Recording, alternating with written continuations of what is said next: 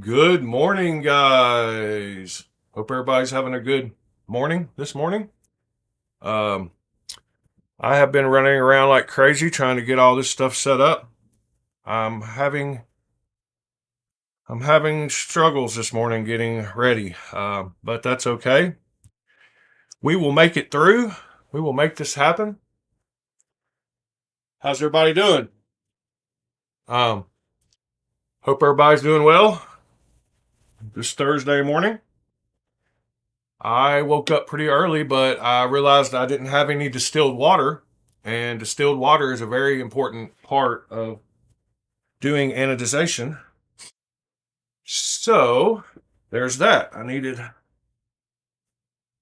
some distilled water, so I had to run to Kroger and grab some. So then I ran to Kroger, and they actually didn't have any. So I had to run to Publix, which I don't know. I'm not familiar with what grocery stores you have in your areas, but those are two of the ones we have here. And yeah, they had distilled water at a Kroger, but it was some kind of special brand, and it was $5 a gallon. And normally it's $1.40 a gallon. So I was like, screw that! I'm not paying $5 a gallon, that's for sure. So anyway, I went to Publix, and it was $1.36 a gallon. So I grabbed me a couple gallons and got back and mixed up all my solutions. Tried to get started. We will begin with starting with let me get my camera kind of ready here, see what's going on with it. All right, that looks good. So just a little of the prep that I did this morning. I actually went ahead and oh, good morning, Knives Are Live. No video. uh okay, is it working now? Let me go check and see what's going on here. Yeah, it should show the background, maybe. My desktop, I mean my okay, now it's good. All right. So anyway, we will start off every day like we do with talking about what I carried last night or what I had in my pockets. And since I was sleeping last night, I didn't really carry anything, but I did receive a few knives yesterday. Um, One of them was this uh, Ray Laconico Jasmine. Um, I don't know where this came from. I got a really good deal on it. It was made like 7 years ago, so I don't know who had this put up, but it looks like it's in brand new condition. So I got that one yesterday. That's a Ray Laconico Jasmine. And then I was lucky enough to get a couple of big boys. Let's see if I can find. Well, missing one of them. Okay, here we go. So I got these. These are the new extra large Rosie replicas. Um, the action on these is just stupid good. The milling's good. Yeah, I really like Laconico. Uh, he's one of my favorite designers. But this thing is a beast. These are super large. I got that version. And then I did also get the darker version. Um, you can see the difference in the two. They are milled the same. They have the same milling. Action is great on both of them. I think this one is a little more drop shut than that one. Um, really good action. Really big knives. I've got bigger hands, so fits me great. So I got those. Those were in the mailbox yesterday. Okay, so might as well get right into it. So I have been doing a little bit of trying to find some good reference material for y'all to look at later. I've also tried to decide what knives to use. So I came up with a Tucson I had brand new in the box, and the knife that I started anodizing on, which is this Monte Carlo Amazon knife. I will show you this one in just a minute, and I'll show you the model number and tell you where you can find either one of these if you're interested in that. This is actually the TS 430 by Tucson. White Mountain Knives or eBay is the best place to find Tucson's. But this is the TS 430. So I picked those two knives to do. I figured since anodization is reversible and changeable, I would do maybe two different colors on each side of the knife, because I can always just remove it and try again. That's the good thing about doing anodization with the electrolysis is you can easily fix it, remove it, start over. Every time you do, you might, I don't know, you might uh, pit the knives a little bit on the surface, but that's not a main deal. You can grab some sandpaper and sand it and be good to go.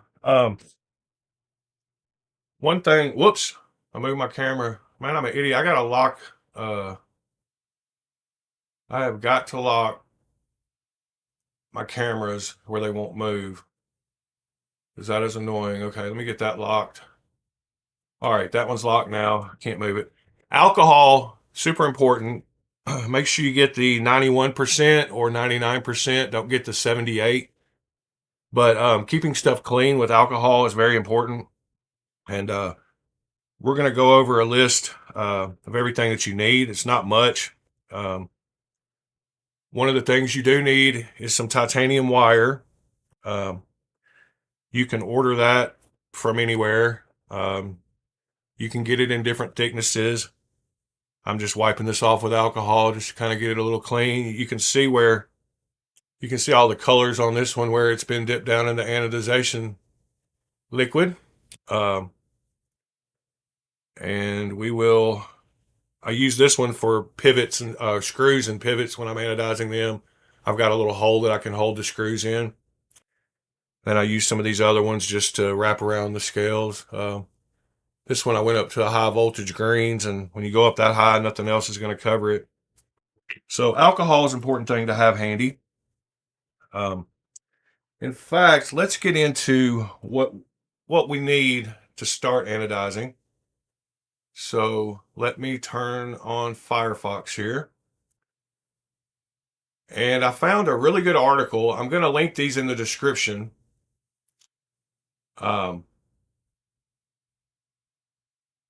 Of the video, so you'll be able to find them. But this was a really good article and told you about basically everything you need to know about anodizing. Let me get my headset connected. Hold on just a second, just so we don't have any audio issues feeding back. I don't know what's going on. Why is it not finding my headset?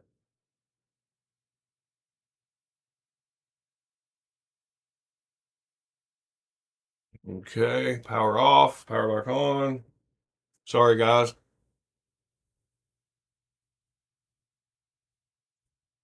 Well, this is stupid.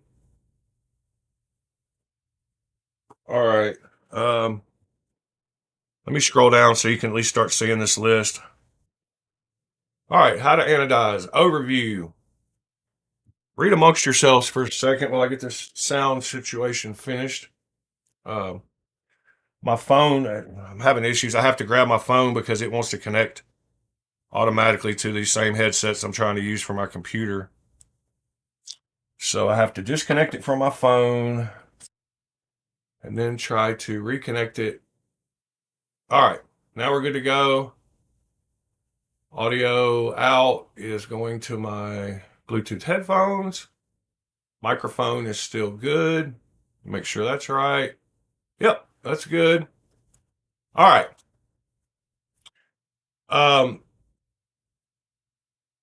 let's go over a little bit about what you need. So you need some plastic cups and containers.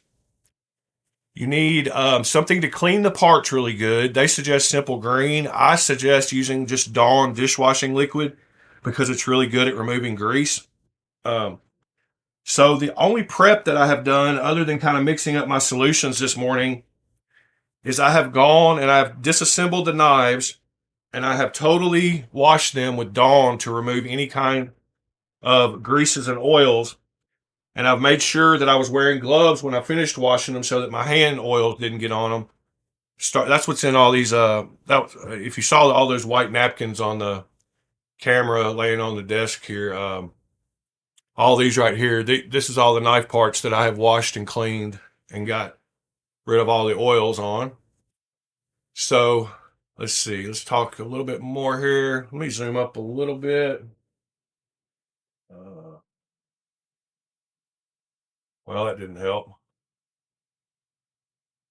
Oh, I'm going backwards. All right.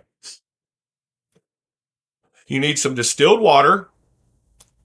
You need either you need baking soda and for the first time, I've usually used um, for the electrolytic solution. I've used baking soda in the past. I'm going to try TSP for the first time, so hopefully we'll get good results. I'm also going to use multi-etch instead of Wink, but I will show you both. And Wink is what I have used. Wink is really aggressive and really fast, and it only takes a couple of seconds to etch stuff. Multi-etch is a lot less caustic and less acidic, and it takes a little bit longer to etch stuff. It's a lot safer. Um, it says a way to heat the acid etch, but you can do it at room temperature. It just takes a little longer. Some titanium wire, a DC power supply, and then your titanium parts. Now, with the DC power supply, I do have one right here to the side. I've got it plugged in, but you can take 9-volt batteries and you can connect them. The way 9 volts are square rectangles and they have the two connections, you can actually connect more than one together. You can stick the positive onto the negative of one and make a little chain of batteries. So you can go from 9 to 18 to 27 to 36 to 45. You can go up those voltages. So if you don't have a DC power supply and want to do it really cheaply, you can buy some 9-volt batteries and you can at least get those colors.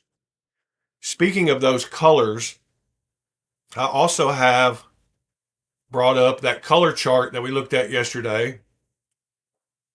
And it is, let's see, it is right here. So starting with a gold, you could get a gold, a purple, a blue, a green. Let's see, what's 42 volts?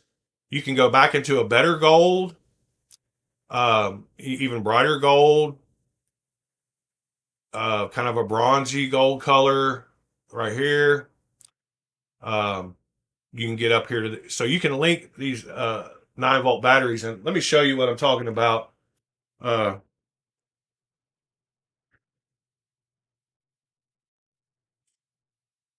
So you can take and link.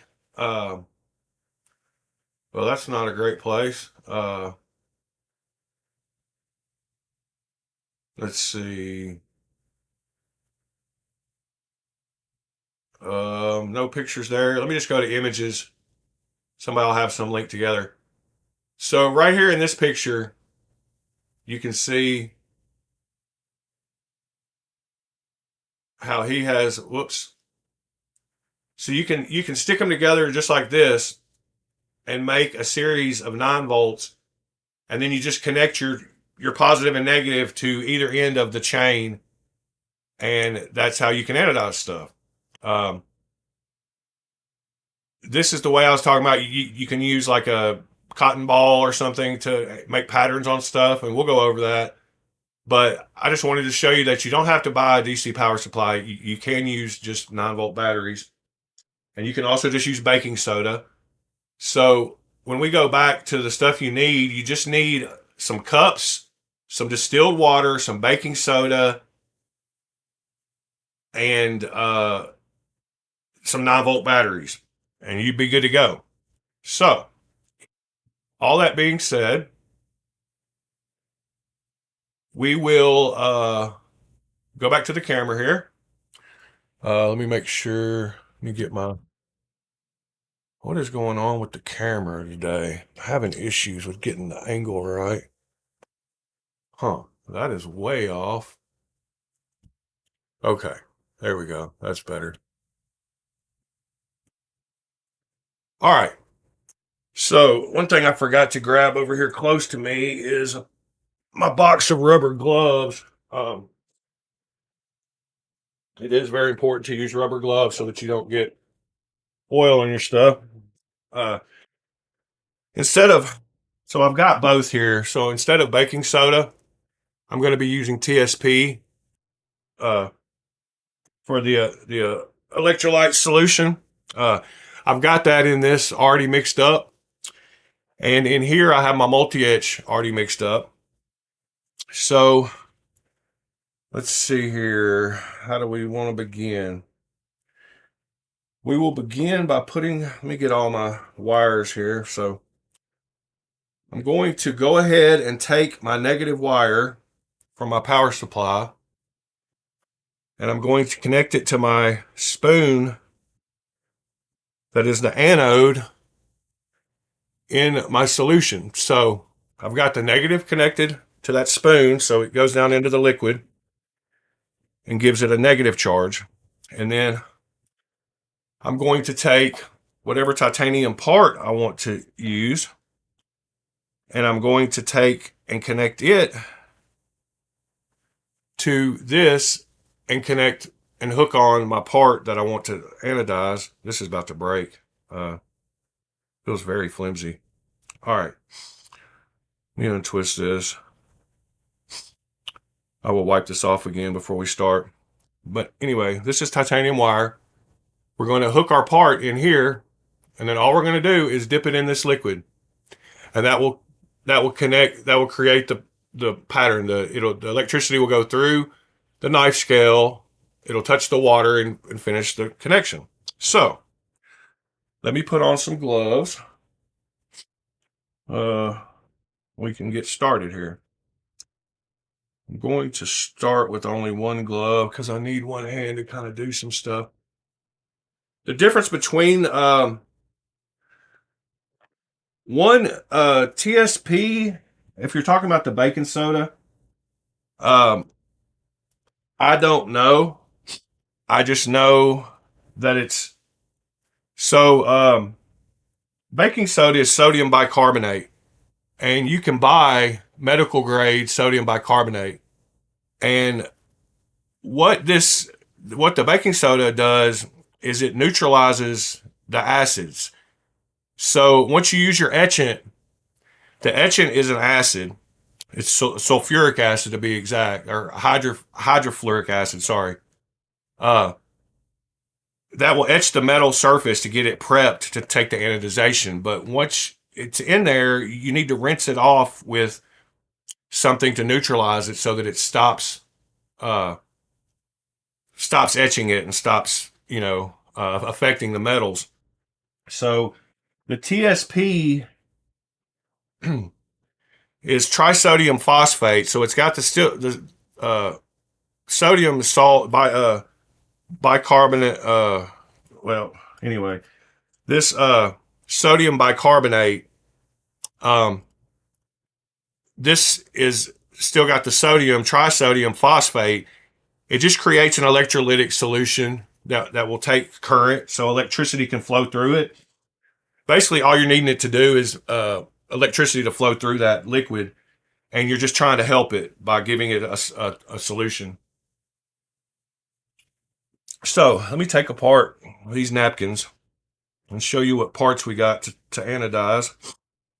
Like I said, I did take apart all the knives, and thoroughly clean them with Dawn dishwashing liquid to get all the oils off. So we got a back spacer there. Throw that away. Let me show you real quick. So I mentioned the fact that I used this cheap Amazon knife to practice on. Uh,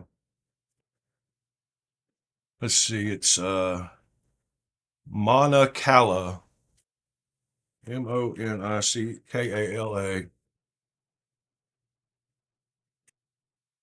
So this knife right here is a very good option to practice on because it's a full titanium knife, both sides, and it's $45. And if you're gonna, this version is the only titanium one. The rest of them, the cheaper versions, are not titanium. But this is the knife we've got here. So let's continue. This is the Tucson knife. That's one of the scales. Let me go back to the camera. Sorry. This is one half of the Tucson. Then this is the other half of that Tucson. I thought I'd pick one with a kind of patterning so y'all could see the color. And then this is that Monicala scale. The backspacer goes with the Tucson. The Monicala has just little barrel spacers. And there's the other scale for the Monicala. All right. So, how was y'all's evening? Greg, what's going on? Uh, why did my, let me see. I was a little stressed trying to get ready, so I'm trying to calm down and relax. No big deal. We're just trying to teach here. A lot of people already know this probably, but this is for all you who don't. Everybody has to learn somehow. All right. So I got knives on both hands. I've got my alcohol ready. Now, this is the multi-etch. This is the etching solution. And then, let me see here. I have, whoops. I have my phone camera. So I have 3 containers here with liquid in them. I've got a white one that is just distilled water. I've got a black one that has baking soda in it to neutralize. And then I have another white one that is just distilled water. And that is for a rinse. Get that out of the way. All right, so the rinse is for when, after you etch, you want to, let me move this. That's good where it's at. Kind of hard to make room here. Let me get these knives out of the way. It's a good start. All right. A titanium wire that I don't need, put it to the side. Okay. Got a little more room here. The etchant, once you're done with it, you need to go straight into the baking soda water, distilled water, in order to neutralize it and stop it. And then you need to rinse it a couple of times. Let me see. I need to back up this camera a little bit. Let me raise it up a little bit so y'all can see a little better.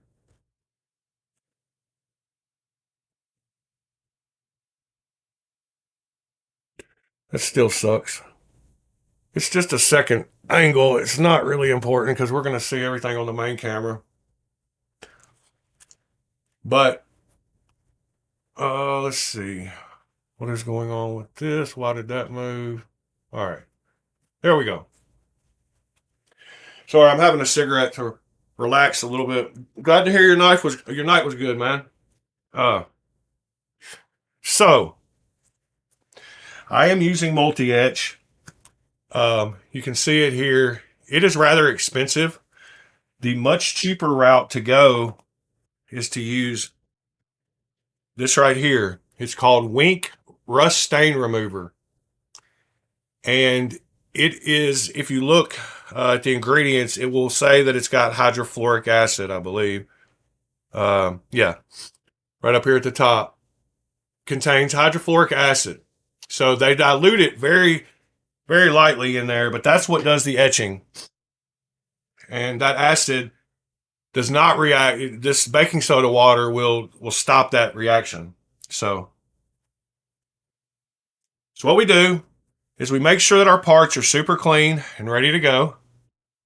And we're going to start with, we'll start with this one. So we're going to put this into multi-etch.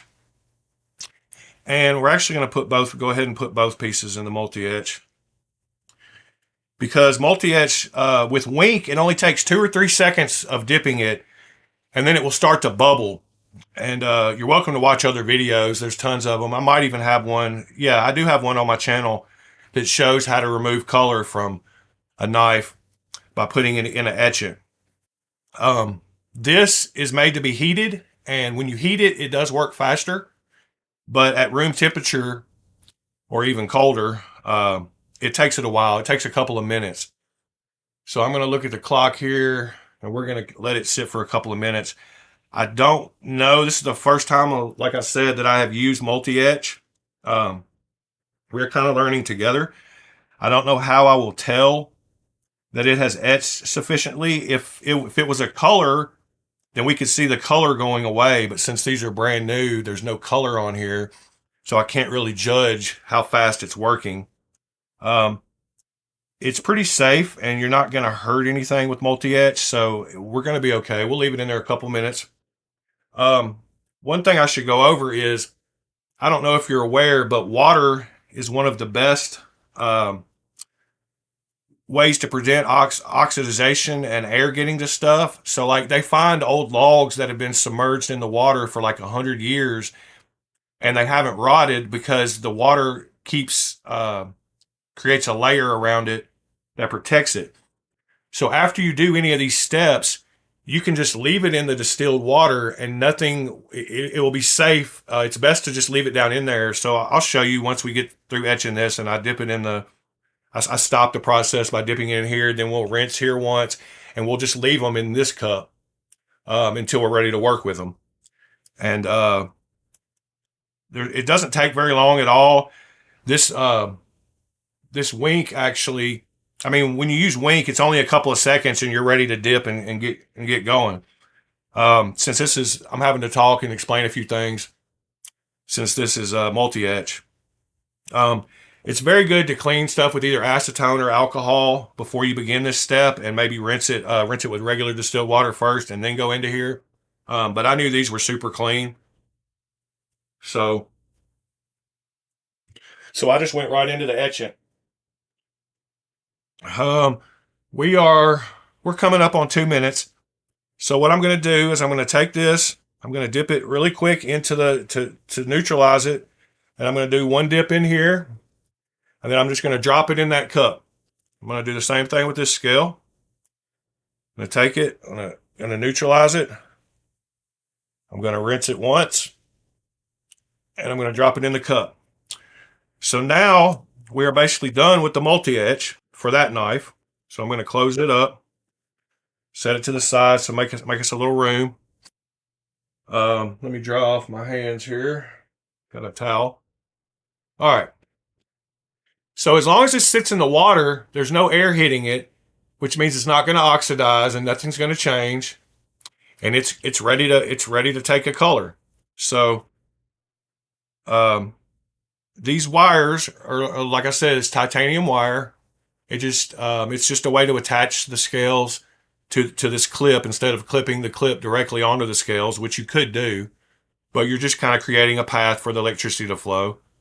So basically all you do is you hook the scales onto this hook right here.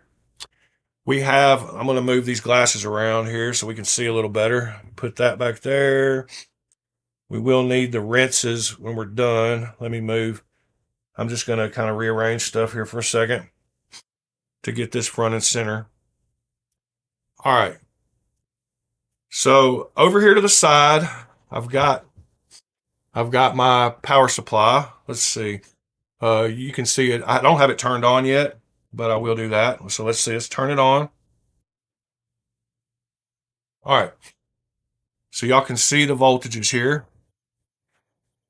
We're going to start out by, I've got that's a micro. Okay. So this is amperage. I've got the amperage turned up as high as it'll go. On mine, it's 3.2 amps. Anything above about 2 amps is good. Let me move these off to the side just for a second. All right. Whoops. All right. So now we are good to begin. We are going to go to our color chart, and I have not decided any of this yet. So I don't know exactly what I want to do here. Maybe I could ask the channel. I don't want to start off. It doesn't matter. We can go as high as we want. I was actually wanting to do one of these bluish purple on this knife. So let's try. Okay, see the light hitting it looks a little different. 75 looks a little darker there, but it looks lighter here. 74, 75. And according to whatever solution he used, your colors might be a little different. There might be one or two numbers off according to what you get compared to what he got. And since most people, oh, what happened? We're not seeing Firefox again. Oh my gosh, so stupid. Firefox is very buggy. Sorry guys. Let me bring this back up. Copy. I've got the links open in my other browser, so it makes it easier for me to get back to them. Come on. Whoops. All right. So I was showing the colors here. Let me make sure we're showing up. Yep, we're showing up this time. I don't know. Something about Firefox has been crashing. So what I was showing is these colors in the 73 to 75 range. When you see it with the light not directly on it, it's showing the light on these up here. It looks kind of darker, but when you get down here, you can see those colors. I wanted to get kind of that blue purple fade, so I think we might start with this one around 74 to 75 volts. It's always good to go a little lower because you can always just increase the voltage a little bit and it'll keep changing colors. So what we're going to do, since we've got our color picked, is we are going to go back to the camera. We're going to set our voltage to 73 or connect enough batteries to get close to that voltage if you're using 9 volts. So I guess you could do 72. We're going to set that at 73. And that's all you need to do. So we're ready to go. So now all we have to do is make sure that this is clean. We've got our negative connected to our metal object that goes down into the liquid, and you can use anything really. I have a old spatula that I bent. You just need to make sure that whatever you use, it does not come in contact with the scales or this wire. And since it's DC voltage, it's not going to hurt you. It's just gonna hurt the power supply. It's not gonna shock you. It's like a car battery, whatever. But you just want to make sure that that's why I have it bent out of the way here, so that it's not gonna touch anything that I dip in here. But the positive always goes on the titanium part that you're wanting to do, and I'll explain that in a minute because there's other ways to do it other than just dipping. But we will go over that when we get to that point. So what I'm going to do is I'm going to pull my cup over here that I have my 2 scales in. As you can see, I'm down in there.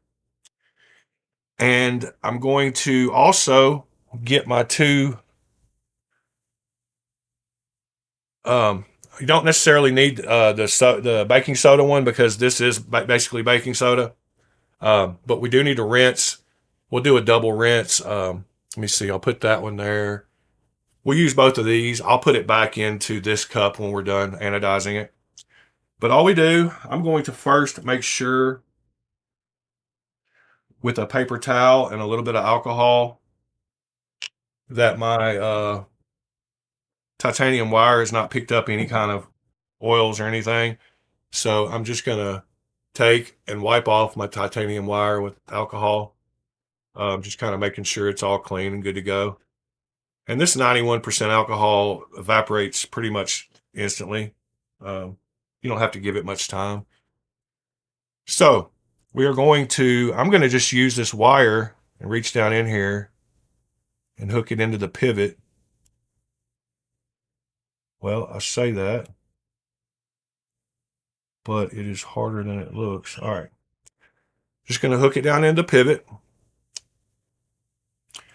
And you see that I have it hooked to the wire here. And I'm stepping on my wire, so that's not good. All right. So I've got it hooked to the wire. You don't want to leave it out here very long in the air because it will start oxidizing. And all we're going to do is simply dip it down in here. Now, something is going on because it is not working.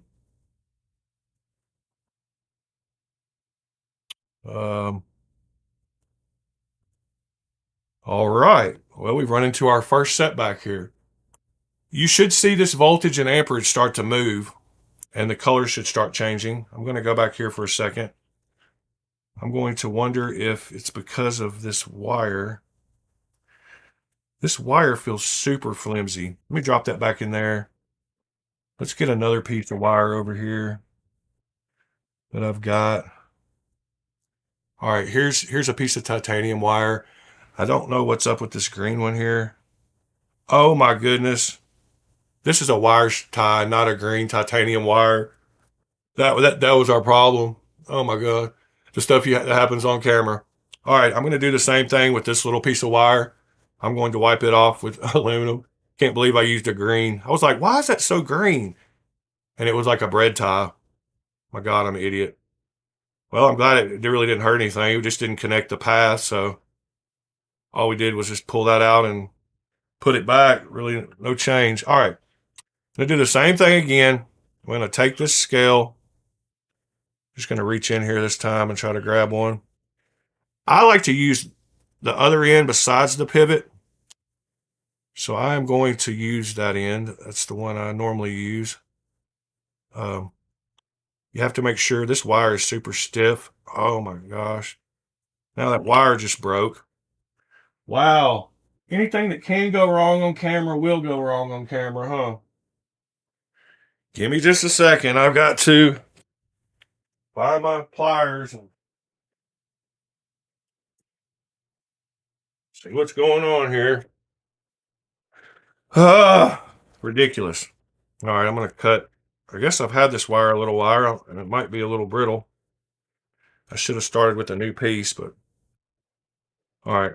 I'm going to take my vice grips. We're just going to bend a little curve in that we can hook onto. Titanium wire should be very strong, and it is. All right, so we got a new hook. We got a new hook bent on that.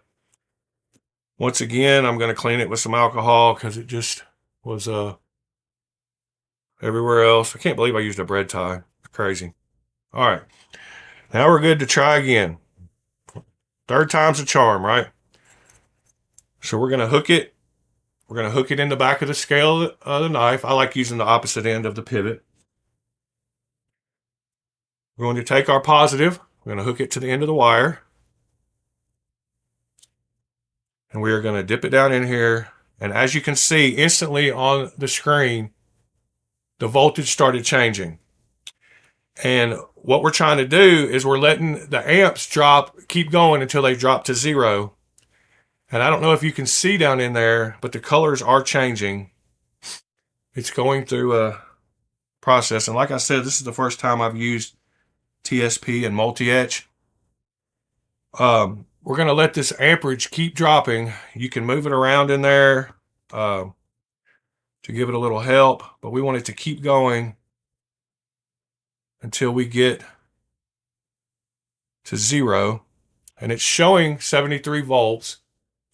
And I'm wondering why this solution is doing kind of a fade. We might need to add some more of the TSP. I might not have added enough. That's okay. We will let that sit for just a few more seconds. This 2.8 should drop to pretty close to 0. The top colors are looking right on that. Oh, no, we got a good purple. So as you can see, and we're going to dip it in our 2 liquids. We're going to go in that dip, and then I'm just going to put it back in there for a minute. And we can go up voltage. I'll show you that in just a second. We're going to take our second one. We're going to get it going.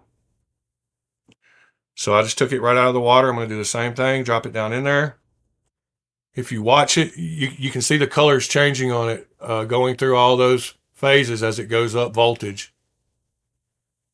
There you go. You can see the...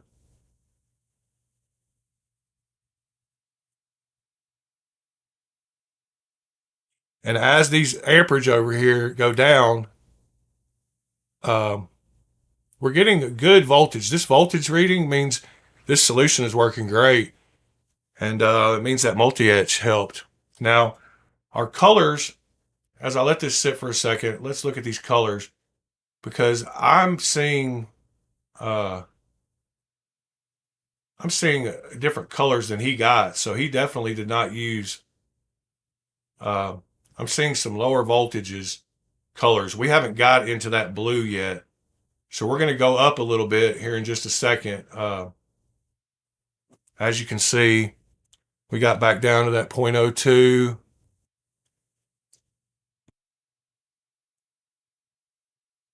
We're going to just kind of move it around, make sure it's kind of finished.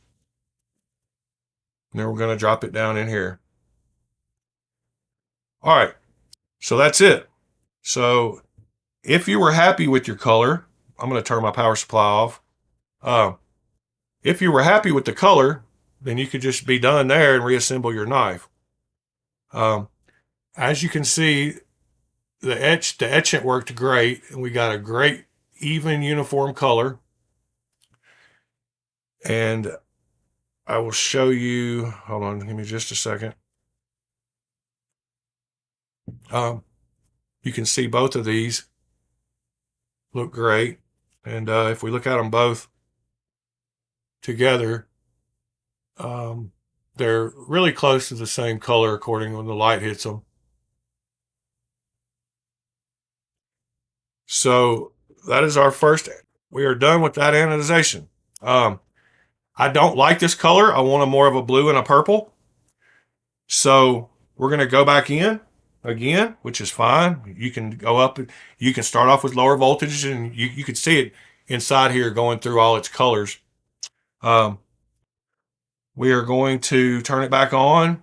And since the color that I think we got is closer to 72, and we want it to be 74, 75,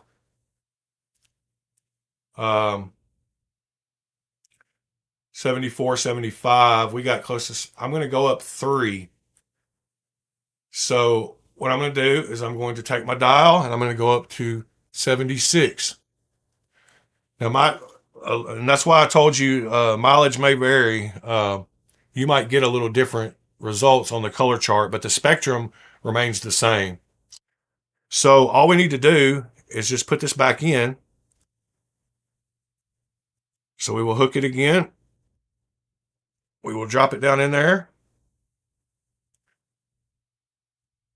And we will hopefully see it change. Hold on.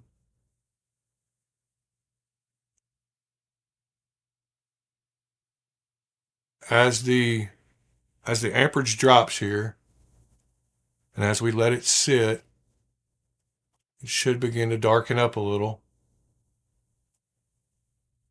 I don't know how happy I am with this TSP solution, because the colors, it says using multi-etch, you're supposed to get a lot higher range of colors. So that could be partly why we're having issues like this, because I'm still seeing it looks more uh like it's looking like 73 maybe now. We might need to go up even higher, which is no problem. We can keep going up. Uh, I'm going to take this one out. I'm going to drop it in here. I'm going to grab the other scale. Oh my gosh, I just made a huge mess. I'm going to hook it. I'm going to do the same thing. Just make sure that it doesn't touch that spoon over there. Clean up a little bit of my mess here. Just going to let that, as you can see, this amperage is dropping over here, this 0.48. We want it to get as close to zero as we can get it. Like I said, I might not have enough TSP in here, and I might have too much. I don't know. I read a guide that told me how to mix it, and I tried to mix it with what they said, but who knows? Uh, but you get the idea of how easy it is to anodize. Sorry, I'm not talking to the guy, people, Brand New American and Knives Are Life and Pete. Appreciate y'all. Just trying to get this done. It's kind of nerve wracking. All right, so now these two colors should be pretty much matched. And I don't think that I like that color either, although we are getting closer. We're getting to where we're getting closer to the blues and a little bit of blue. So we're going to go up a couple of more volts. We're going to go to 78. I'm just going to leave this attached while it's in the water because it's safe. Well, let's go on to 79. Let's go 3 at a time. And well, let's just go back into it. See if we get heading towards that blue colors.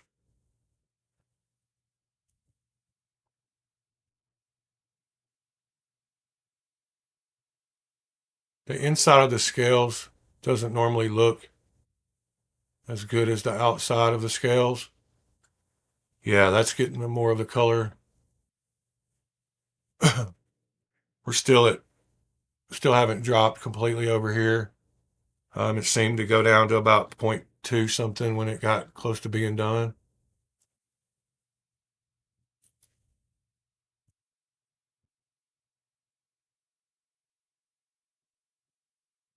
I'm just kind of moving it around, making sure.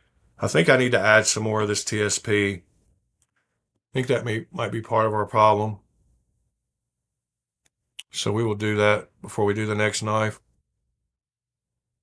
All right. That one seems to have gotten about as low as it's going to go.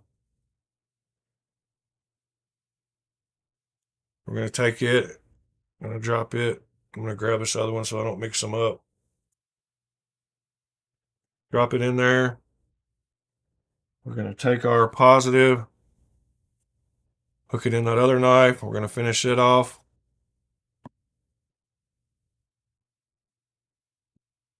I hope if you didn't know how to anodize that you're learning a little something here.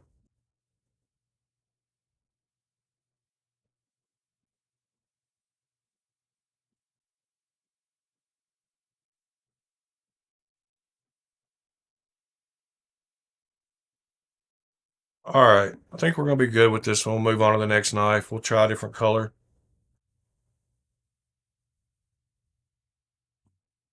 All right, that one looks like it's pretty much got down. It's 0.01. We're going to drop it in there. And that's it. I'm going to turn off our power supply just to be safe. I've got a snap-on lid that will snap on even leaving the spoon in there. So I just keep that solution. But like I said, I'm going to add a little bit more TSP.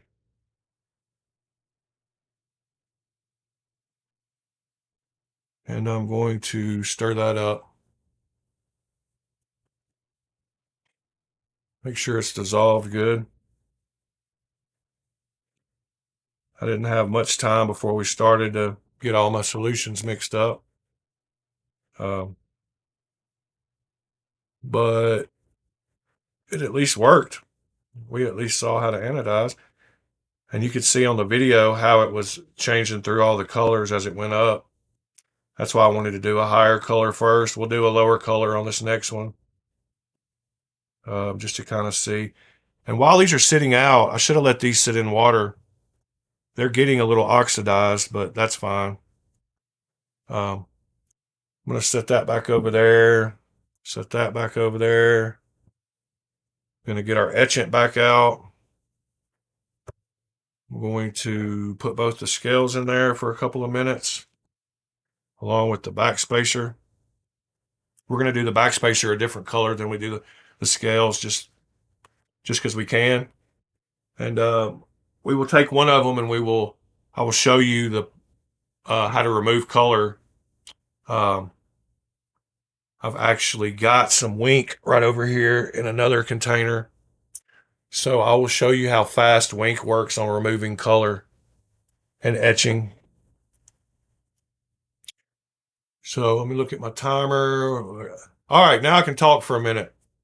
While I'm talking, I'm going to get these scales out and dry them off and get ready for knife reassembly. So there's the color we ended up with. It is a nice blue, but I'm seeing purple. The light is kind of giving it it's a really good color. Turned out to be a good color. Looks purple in a lot of angles, but blue in others. Kind of what I was going for. And you can see they match pretty good.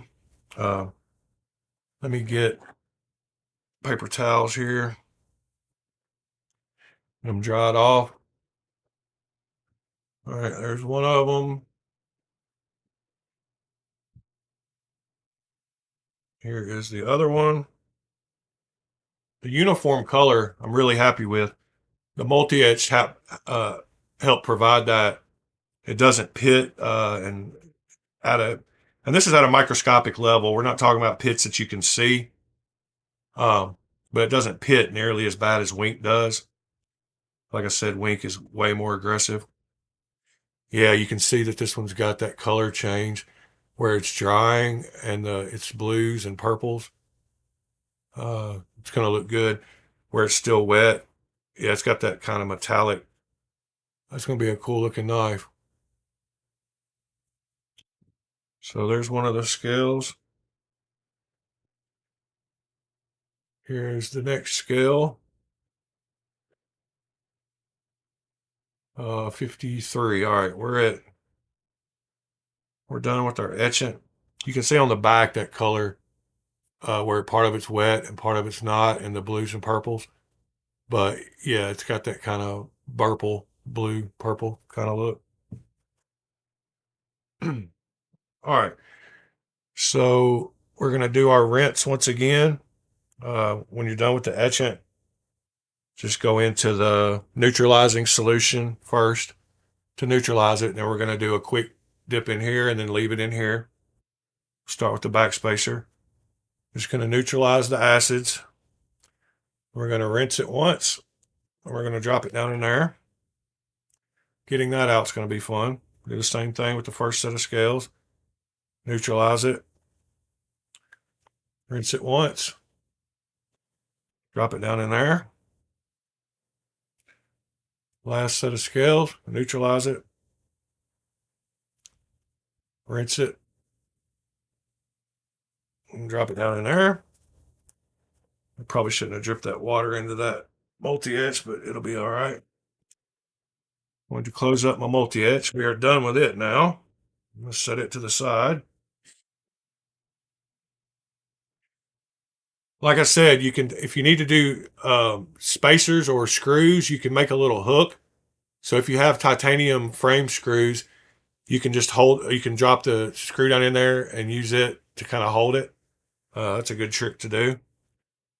We're looking really good on our Burple. I got a little water on that one, but colors are looking good. They match pretty good. Yep, I just got water or something on them. Those are probably not good to do. Could have been multi-etch, who knows? Probably shouldn't have done that, but that is okay.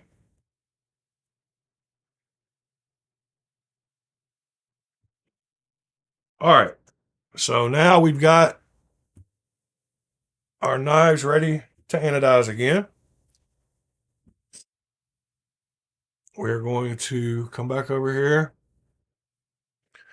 and take our cup. And let's see.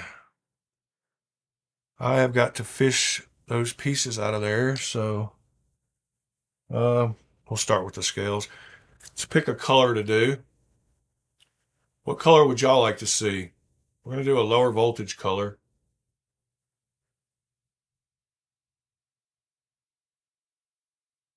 Um, let's do one of these golds on this knife. No, nobody likes a gold. I don't want a pink. We could go all the way up into the greens and see how. I kind of wanted to test and see. Heck, let's go through some colors on this one. We can always start over. So let's start with a 12 or a 13. This one we'll just go through the whole range up to, and we'll go up to like 95 at the end. So we will start on a 12 or a 13. We'll go down to 12. So on this one, we'll take a little artistic expression and we'll go through a bunch of colors, and I'll show you as you go up how they change. And that's what I was talking about doing. As long as you do the higher voltage first, you can do any lower voltage after that. This one's got a giant pivot hole you see in the back. So we're just going to start with 12 volts here. We're going to see what we get. Put that in there. I wonder if I can get the camera angle where you can watch it kind of change colors. We're watching this number until it drops down to 0, the amperage number, how much electricity is flowing through it. And you can see it changing color. It's going through those little golds. And we're hoping to get to, I put it on 12, so we're hoping to get to that kind of middle gold there. And like I said, as it slows down and stops, you'll see it got to 0.02 there, 0.01, 0.02. Doesn't look like it's dropping anymore. So that is the gold we got. This looks pretty cool for a backspacer color. We'll remember that. So I'm just going to drop it back in there. And we're going to go up some voltage. So let's go up to 18 and see how close to that purple we get. See how close his chart is to ours. So we'll just go 6 at a time. In fact, we'll just go 6 at a time all the way up. So 12 to 18. So you should be able to watch those scales change color when it kicks in and starts doing its thing.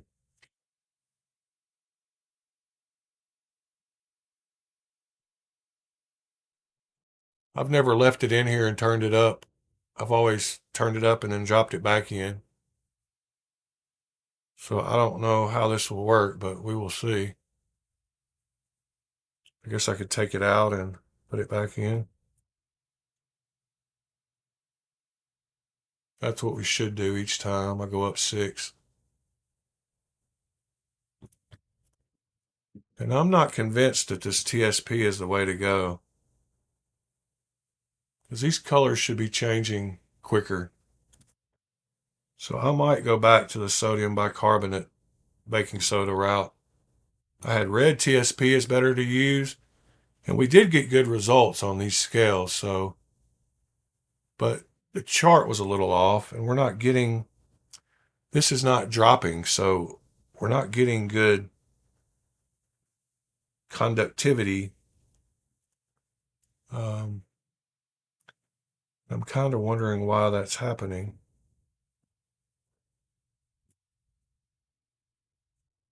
So that is weird. Let's add a little baking soda.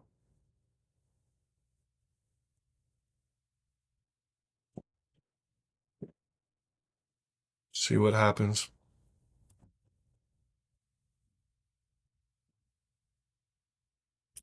Yep, I'm not convinced because this number is not dropping at all. So something about this solution is wrong. But we are getting a darker color and we're getting almost to that purple. Let me see, go back to the chart here. Yeah, we're getting closer.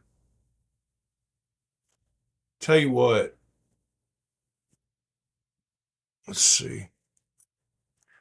Well, that is a dark, kind of a dark purplish color. I'm not sure about this TSP. We're getting there. Let's go up to 24 volts now. We're going to dip this in this water just for a second. All right. Let's see what 24 volts does. See if it starts moving.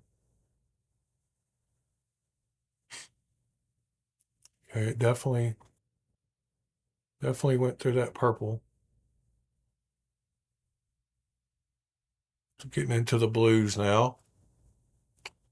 I think that I maybe should have taken it out of the water before I turned the voltage up, because we're definitely getting into those blues now.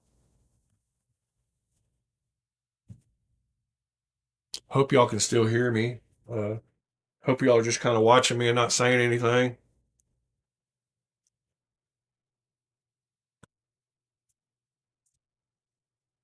Like I said, I've never left it in here while I turn up the voltage before. I always take it out, turn up the voltage, wait till it's set, and then go back in.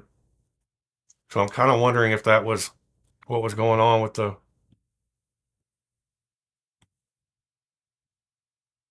So that 24 looks probably pretty close to what the 24 on the chart looks.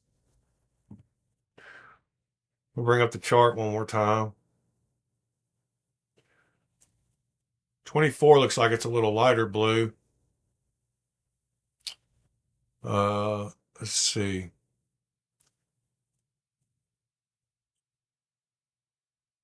That is still a little darker, but that's what we got at 24. Let's go to 30. And luckily on this, I can take screenshots and get kind of my own color chart, so I know how it reacts to my solution. Just going to let that sit and go up to 30 volts.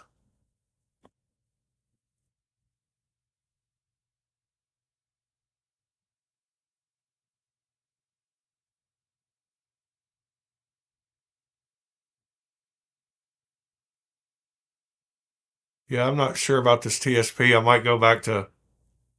I had better results with baking soda until I get my mix figured out. But I really do like these Burple ones. I wish the light was showing you what it actually looked like, because you can see the color changing. I don't know. You can see a little bit there at the bottom how some of it's purple and some of it's blue, but it's changing color. Yeah, there you go. There's a blue, kind of the purple to the back to the blue.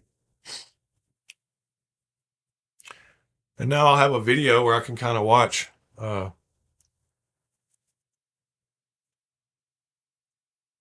process. I'm going to drop these back in this water for now until we're ready to reassemble. All right, so this one should be up to 30 now. Yes, we're getting into more of that. It looks blue to you, but I'm getting into more of the gray looking blues. So his chart is a little lower than mine. I'd say this looks like about a 27, 28. So I think we're about 3 volts below. So every one of his colors will be about 3 volts different than what ours is. We're going to go up to 36 now. I wish you could see that. It's kind of bluish gray kind of. That light is washing it out, but it does have that gray kind of tint to it. So this is 36.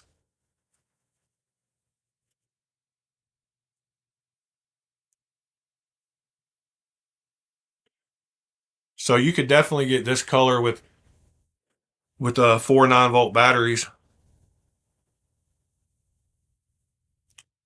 And I don't know if you can see, but over by the spoon, there's little bubbles happening. And that shows we're getting a good current going through there.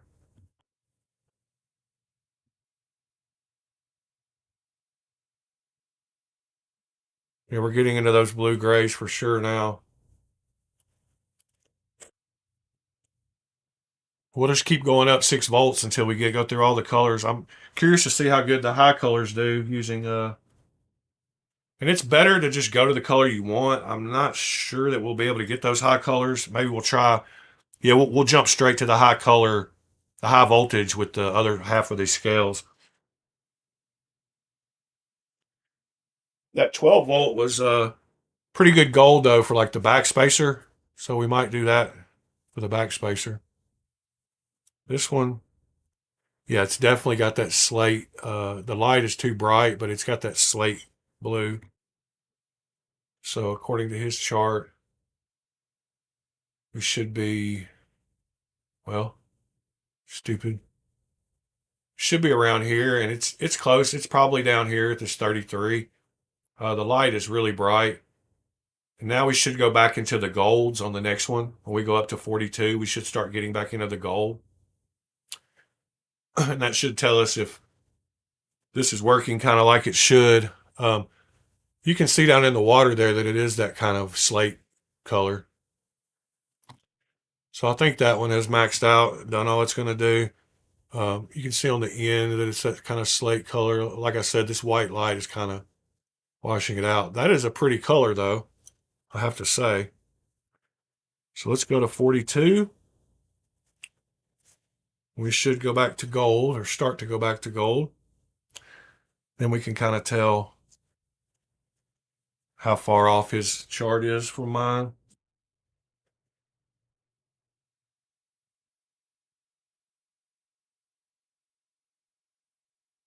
And this is something I haven't done either. I've pretty much picked a color and kind of gone to it. I haven't gradually gone up like this, so I don't know how the surface is actually taking. I don't know if it starts as one color, it's better to start as the base color and go up. I don't know. No, you're fine, Pete. I'm not worried about it. People can go back and watch this video, and they'll learn a little bit about anodizing. Doesn't seem like we're getting into quite the golds yet, because I believe we're about 3 voltage below. If that was right, should be about at the 39. Should be getting close to the gold now. We will, like I said, we will go straight to the color. Yeah, we're almost to that gold. I'm going to add 3 more volts, 45 volts. Let's see if we get into the gold.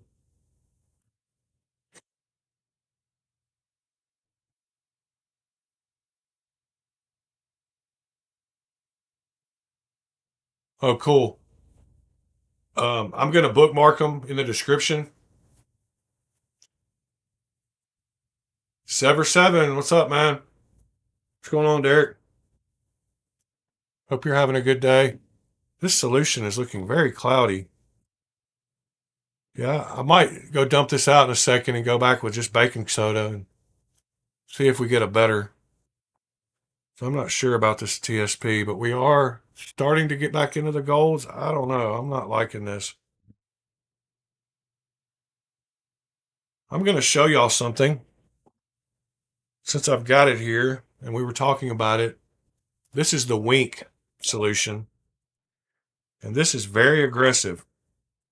So this is how you remove anodization, by using the same etchant, but we're going to use the Wink because it's a lot faster and you'll be able to see it bubble and you'll be able to see what I was talking about. You definitely need, with Wink, you need your baking soda solution to stop the process pretty quickly. But we're gonna try something here. We're gonna go, since we're not getting that gold that I thought we should be getting at this voltage at 45 volts, I'm gonna show you how fast Wink works. So I'm going to rinse it in my water back here. All right. Now I want you to watch how fast this wink works. Yeah, you can see it's getting a little gold, uh, but not as good as I'd like.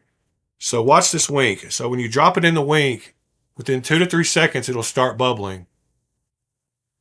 Maybe 3 or 4, and it'll pull all the color off.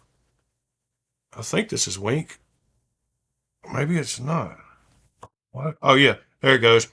See it bubbling? Now it's just taking all that color off. So that etchant, let me rinse it. So now we're back to factory color. We have taken all the color off.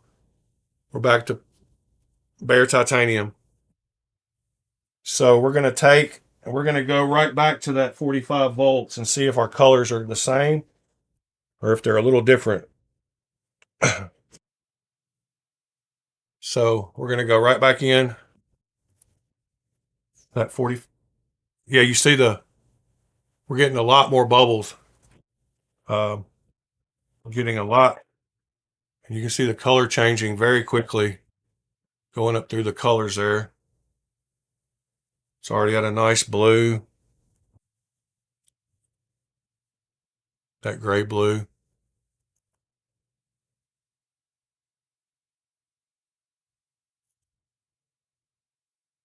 Put this out of the way for a second.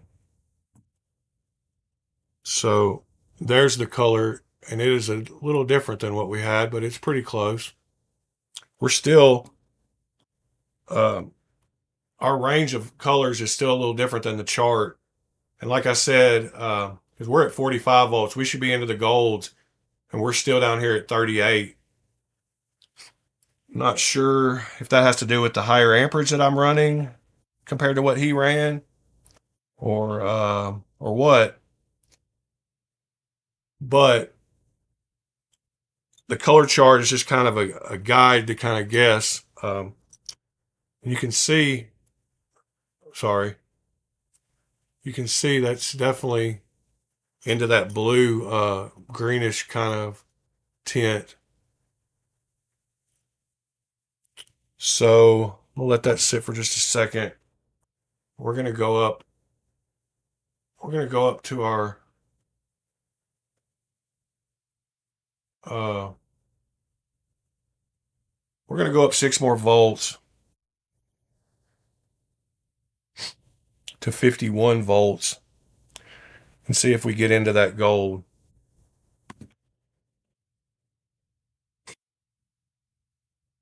Trying to give you a good view where you can see the scales as they kind of change.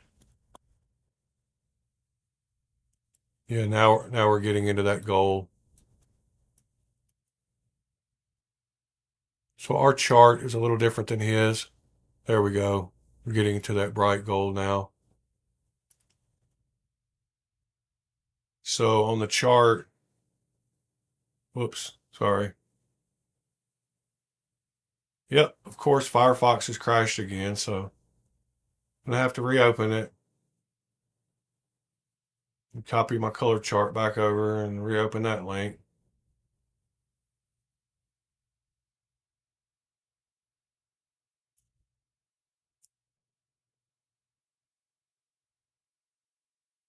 And look at these colors here.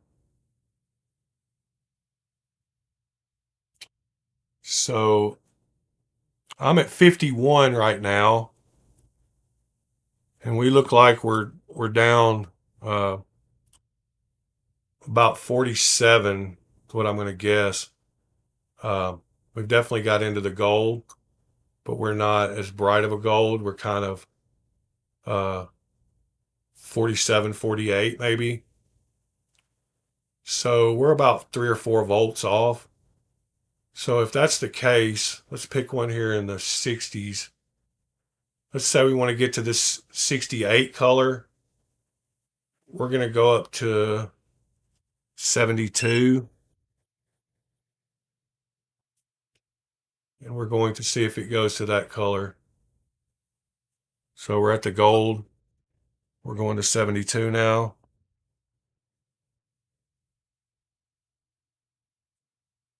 You should be able to watch it go through the colors. Yeah, look, now it's going into the purple. Good morning, Nick.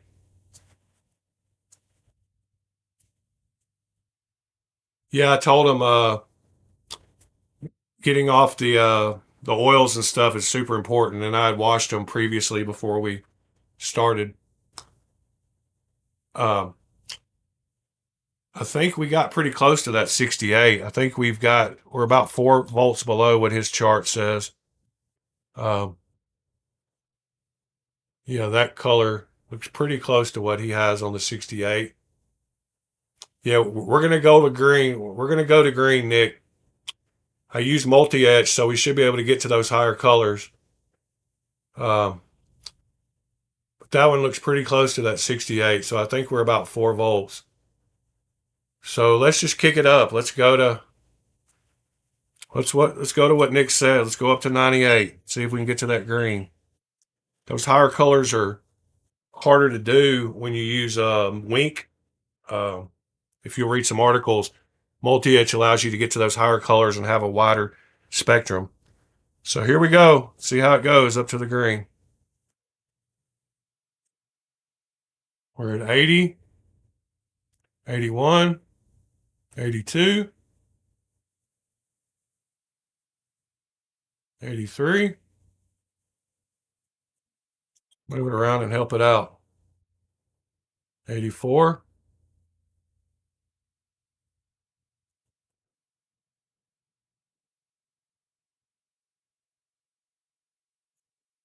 85. And this is a good test for your power supply also.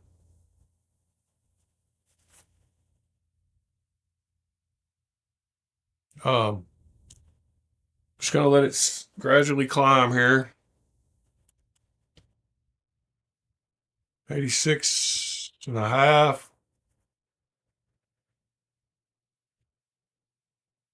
Yeah, see, it's going really slow. I might need to get a better power supply. This one's okay. Now we're at 87. Like I said, this is the first time I've used the TSP solution. So I'm not so sure about it. 87, 88.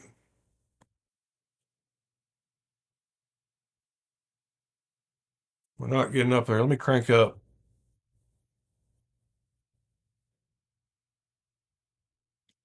Let's see if I can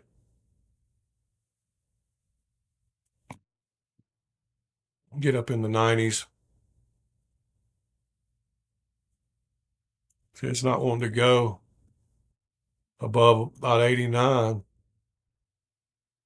That's what I was saying about getting to those higher colors. Oh, we just winked. No, we didn't wink this one, did we? Yeah, we did wink it. No, we winked this one. I don't know why we're not going up. Yeah, I might need use a titanium rod to get up my conductor. We're almost getting to the greens, but not completely. See, we're at 90 volts. Well, it peaked at 90 volts. So let me see what his 86 volt color is. I believe that's about what we should be at.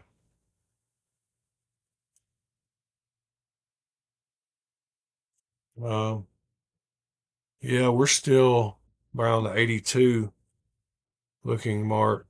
We're getting there. I might need, it just showed 89 again. No, I need titanium. I need titanium rods. Would be a lot better than the spoon. That's my problem. More than likely, is I need to get a good titanium rod, or a titanium, big thick piece of titanium. I've got some thick titanium wire. Oh yeah, yeah, yeah. I mean, just getting those higher voltages colors. See, we're getting into the green now.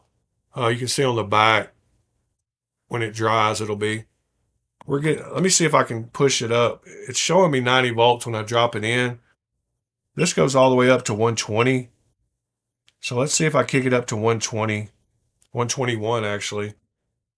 Let's see if we can get it to work. We're getting into those greens a little bit. Yeah, we're just not, that conductor, something about it, we're not getting but about 89, 90 volts. Still a cool color. All right, so that's the color we're going to stop with. I'm going to rinse it. And actually, I'm going to leave that one in that cup over there. And we're just going to go with the other half of the scales straight to that color. So this is the one we winked to go back to factory. And we're just going to jump right in and go all the way up to that high voltage.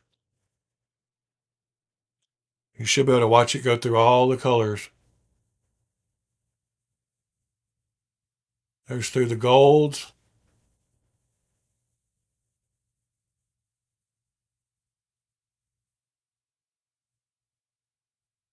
Going back into the purples.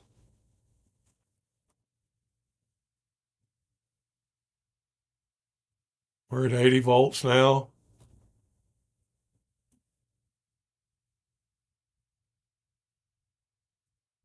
I have not, but I've got about 3 or 4 multimeters. I need to grab one and check.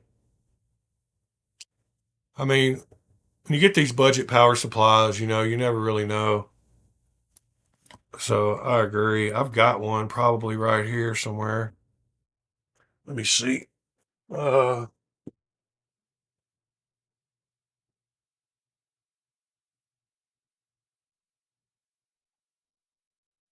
well, thought I had one. Hold on.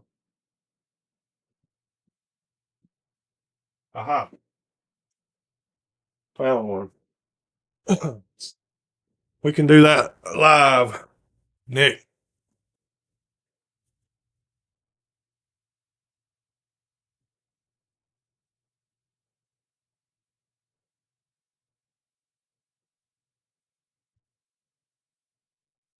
Man, it's a mess.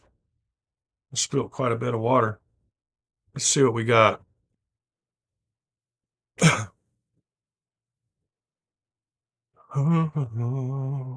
are my batteries in here any good?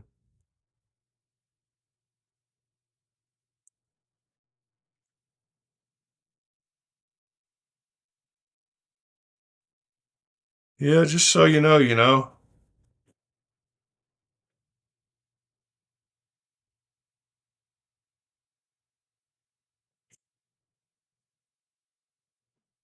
All right. Let's see what we got here. Whoops.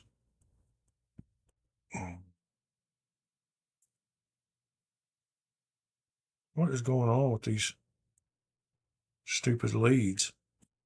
All right. Let me make sure got that as close as I can to that other one. It's only showing 88, but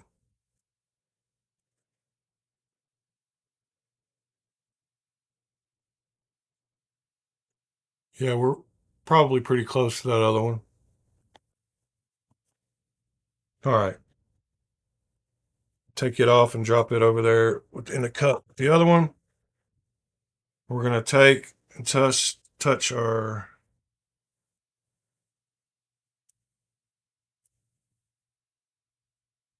Yeah, so it says 101.2 on my thing and 101.0. It actually says 101.0 on my readout over here, so it's pretty accurate. Let's set it at 84 volts and see what we get. All right, set at 84. Alligator clip to alligator clip. 83.97. So looks pretty good. Can't complain about that. It's got to be my cathode, uh, my conductor, my spoon. I need to get a big piece of titanium to use. That would be a lot better. Yeah, I figured it was probably pretty close, but I had never tested it before. All right, we're gonna do the backspacer, and then we're gonna reassemble, and then we'll be done with the video for the day. Show you, go over a little bit of anodizing. So I like that 12 volt we got, that gold we got. So we're just gonna go with the easy 12 volt battery, something y'all could easily get a hold of also. Um, see, I've got to fish that backspacer out of, I forgot which one. I guess I put it in this one. Although I don't see it. I better put it in here. Yeah, it's in there. So there's the first one we did. Nick, we did that blue and purple, the purple, changes colors. Uh, it is changing color from blue to purple. You just can't, that light just kind of washes it out. There's the first one we did though. Let me get this fished out of here without trying to make a huge mess.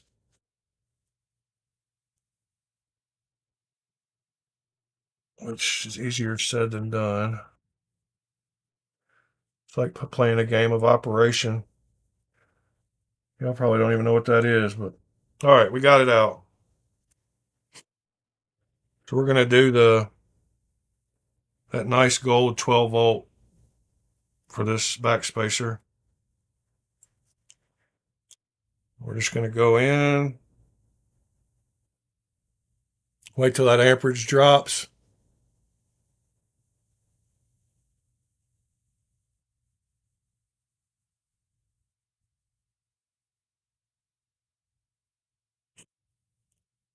And we're down to 0.000765331. So we've got our 12 volt color. And that was that cool gold color. That'll look good in the backspacer. So I'm going to turn off my power supply. I close up my little electrolyte solution. I'm going to spoon out of the way here. Hold on. Well, stupid spoon. All right. Set that back there. Unhook my clip. All right. Got that out of the way.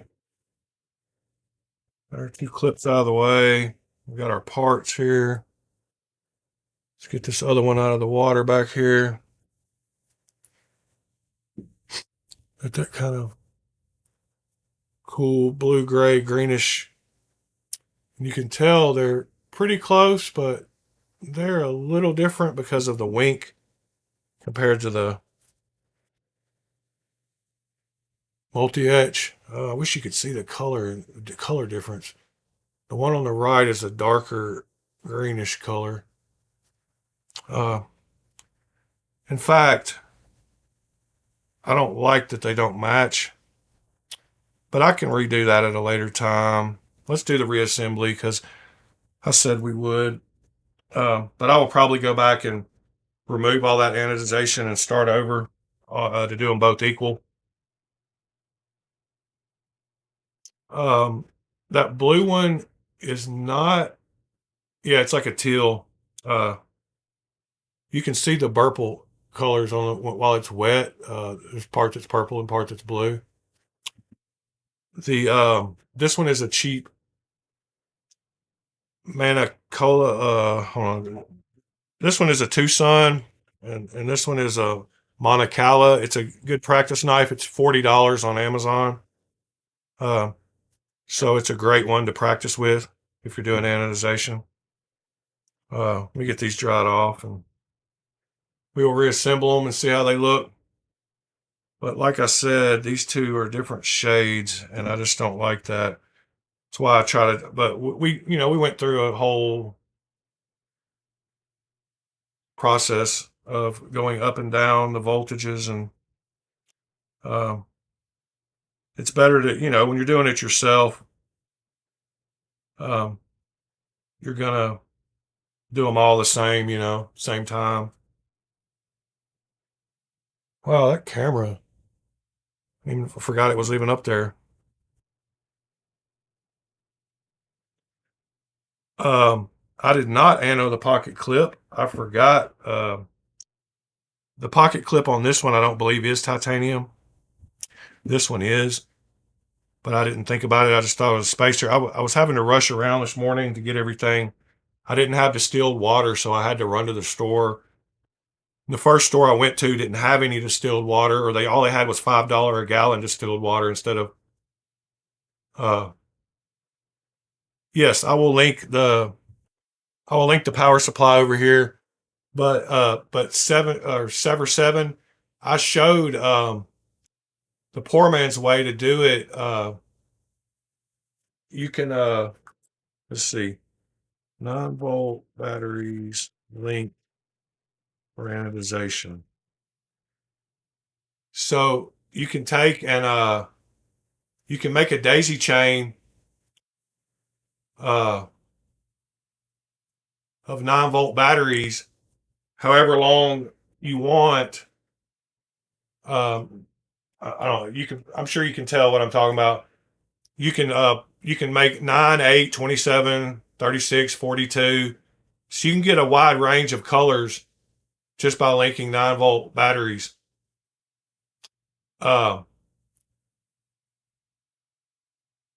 Yeah, so I went to a different store and got it for $1.39 a gallon, but I was running around, so I'm actually going to take off my gloves now because I hate gloves, and we're done with anything that really matters. But these two colors, one of them is a bluish. Yeah, you can see the difference in color right there. This one took more of the green teal. And this one stopped at a blue. Good morning, Be Shady 22. Man, I got the old man wrinkle fingers from being in the glove and being wet, I guess. Crazy. Need some lotion. All right, so let's reassemble the Tucson first since the blade's right here. I'll put those two parts back. Yeah, but you can definitely see the two different colors. But I'll go back and fix that at a later time. I don't need to do that right this second. We'll reassemble it and I can take it back apart. So there's the clip he was talking about that I did not anodize. So that's going to look a little silly on the knife, but it won't look bad. All right, so we got all our parts. And when I took this one apart, I did put the screws that go in the spacers. I put them. Man, I leaked a lot of water. Give me just a second. Let me put this towel underneath here.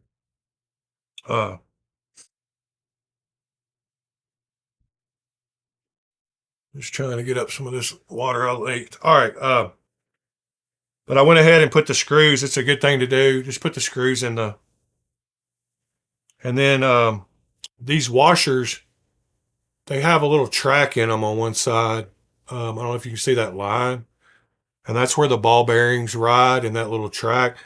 So at reassembly, I'll also explain that. I mean, I'm sure a lot of you know how to do your reassemblies and unassemblies, but disassemblies. But for those of you who don't, let me turn off this camera for a second so I can. And another good thing I want to show you to do is to take pictures when you're taking things apart. Just so you know from which side everything went in. And I'm just making sure. So the show side is where these have a screw and the nut, the shaft, I don't even know what you call that, but the pivot goes in from one side of the scales and it came in from the show side. So that's how we're going to reassemble. And it is a D-shaped pivot, so it won't rotate. So you got to find the little flat spot on the pivot and you have to line it up with where the D shape is on the pivot. And I know a lot of you guys know this, but I'm just explaining it for the ones that don't. We're going to grab our little, I'm not going to use my KPL because I'm going to redo this one. Just going to put a couple of drops below that washer to kind of hold it into place. And make sure that the lines that we were talking about are facing up. So they will face the bearings. I'm going to put a couple of drops on top of it. I'm going to take my bearings, see if they look the same on both sides. If they do, I'm not going to really worry about which way I put it on there. Before we do any of that, I'm actually going to put, no, that's fine. No, that's fine. Let's continue the way we were. All right, so we got the pivot, we got the washer, we got the bearing. Now we're going to put the blade on. Actually, we're going to put a couple of drops on top of the bearing. I mean the bearing. Now we're going to put the blade in. A couple of drops again. Put the other bearing on. We're going to kind of lay that down for a second. We're going to take our other half, and like I said, you use the capillary action of the oil here to hold this washer into place. Make sure you got the groove out again. But when we have to flip this over, we don't want it to fall out, so that's why I use a little bit of oil to hold that in. Now, we're going to pick this up. We're going to take, before we do this, we're going to jump back a step. I've got to put the lock bar insert back in. So if you don't know about lock bar inserts, they are what has the detent ball, and they usually screw in from the outside. Some knives do it from the inside, but we have to slide that back into place and put the little screw back in that holds it in. Grab my two screwdrivers. I've got a T6 one and a T8. It's kind of handy. These are knee-high bits. Weehaw bits, sorry. Weehaw bits. So I've got that, and the oil still holding that in for me. Now I'm going to take the knife. I'm going to set the scales on there and get that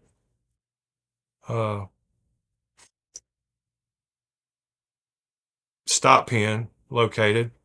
And at this point, I'm just going to kind of put the pivot in just to hold everything together.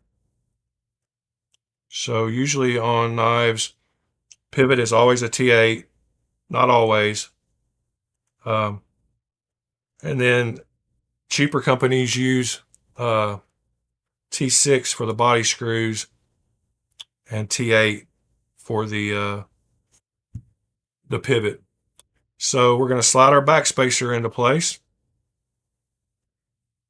We're going to take apart the little things that I put together to keep the screws, which ones go with which.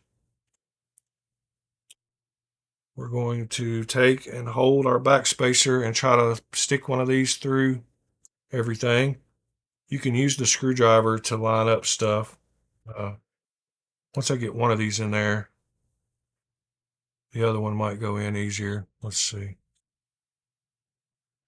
Okay, got one of them in. And I did make note that they went in from the show side. All right, got that one in.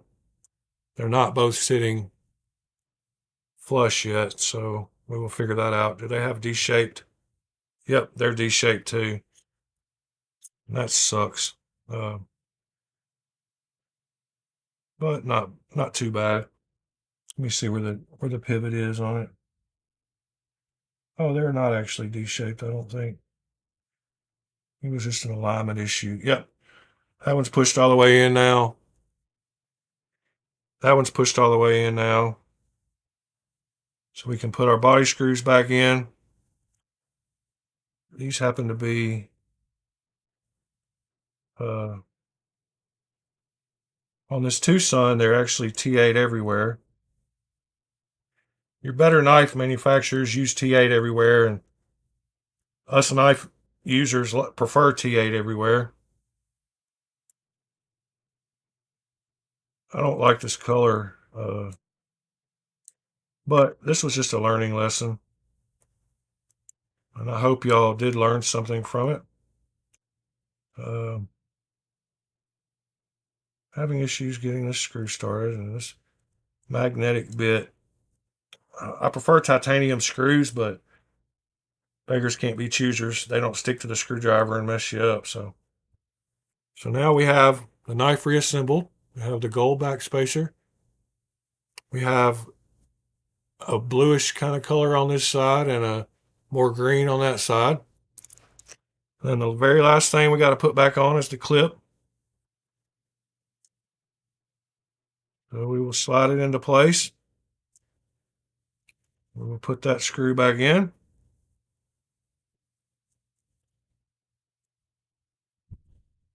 We will put the clip back on. We will check the lock. We will tighten the pivot.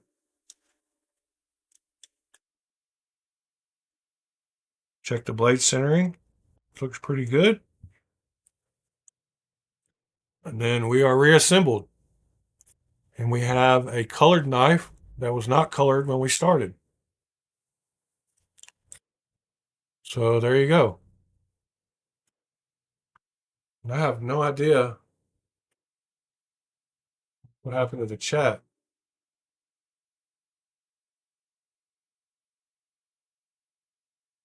I don't know why everything is all highlighted.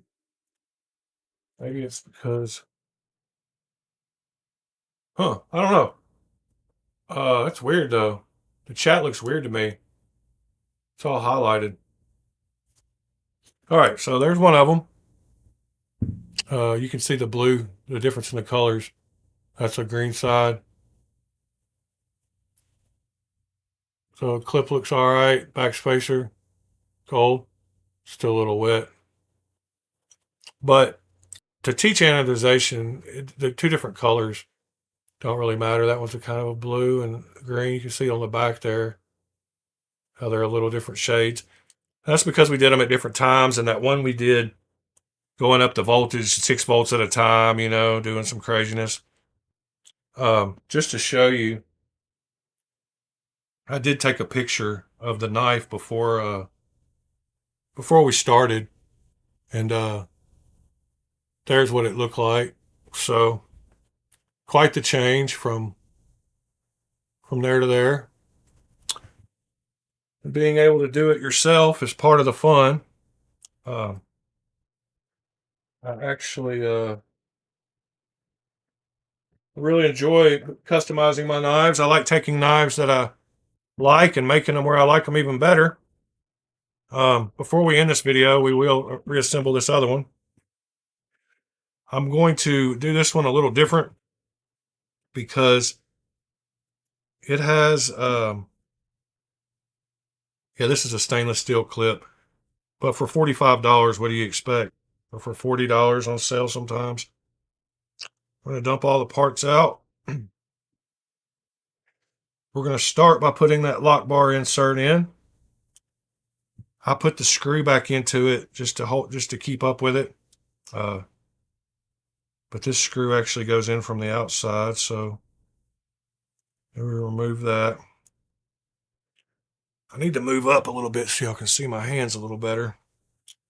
All right, we're going to find the detent ball. We're going to put it back in place. All right, we got that back in. Put the screw in. I don't remember on this one which side the pivot was on. And I don't know why that screw does not feel like it's getting tight. Felt a little stripped. Maybe that was me. Okay, there we go. Got the lock bar insert back in. Gonna take it. I'm going to assume I did not take a picture of that knife, so let's go back and look.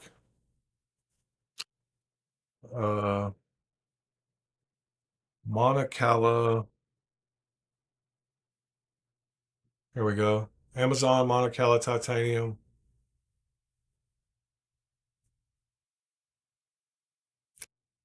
The pivot went in from the clip side. So since that's the case, I'm going to take all these spacers. So this knife, let me go back to the camera. Hold on. Sorry, guys. Having to move around. It has these barrel spacers that go between the pivots instead of a big back spacer. So I'm going to attach those, all three of those, to the clip side because that's the side we're going to be working on. And all these screws were the same size, so I didn't reattach them to the barrel spacers when I did the disassembly. This one does have T6 T6 scale screws. A good way to start them is to just get it magnetized and always do like half a turn backwards so you can feel it kind of drop into the place to where it lines up so you don't strip your screws. You'll learn to feel that when you start taking apart knives a lot and reassembling. But this is what I was talking about. I'm going to put all three of those on there so that when we go to put the knife together, they're just kind of held in place, not hard to deal with. It's kind of hard to get the screws. Magnets are your best friend and your worst enemy all at once. They grab the screws and want to pick them up and get them out of your way, but they can also hold it and make things easier for you. So there's two of them. And the third one goes on the back here. I put it on. I said screws were all the same, but it looks like there's a clip screw. One of these ones I put in here was the wrong. Oh no, let's see. Hold on. Yes, those four are the same. I think one of these was the clip screw. Sorry, two of them I had with the clip in the box, and they must have got mixed up. So, okay, those are all the same. Wouldn't you know, it's the last one. The first one I put in is the one I need to take back out. Just make sure you keep up with your hardware, which screws go where, and if the long ones go, if they go in one place and go in another. Come on. Of course I'm going to have issues because I'm on camera. All right. That one's back in place. This must be the other long screw for the clip, the first one I put in. I hope that's the case. And the only problem is when you put the other one in from the other side, it'll hit it. Yes. No. Okay. So keep up with your hardware. Looks like that clip has two different size screws. It's got one in the very back to kind of add more support, but it's also got one of these other size ones at the front of the clip. And believe it or not, they just do that to save a few pennies on cost. I thought they would both stay in the clip. I had them in the box. When I dumped everything out is when we had an issue with that. Got one more to go though. Let's see. Put that in. This is kind of boring TV, but it's part of it. Oh, and that doesn't go there. The back one goes in with the clip. Okay, I get it now. It's got to go through the clip and into that barrel spacer. So that's why it's only got one long one. But to get that barrel spacer put back in, we're going to have to also put the clip back in at the same time, which is fine. All right, and I'll put that other clip screw in. It's actually got a little groove that locates it. But so far, we've got all three of those barrel spacers in. We've got the lock bar insert in. We're going to take our oil, drop a couple of drops of oil, just like I said, to use the capillary action to hold these washers in place. These are the same on both sides, so you don't have to worry about getting it in the right way. And then we're going to push the pivot through. Then we're going to put our stop pin in.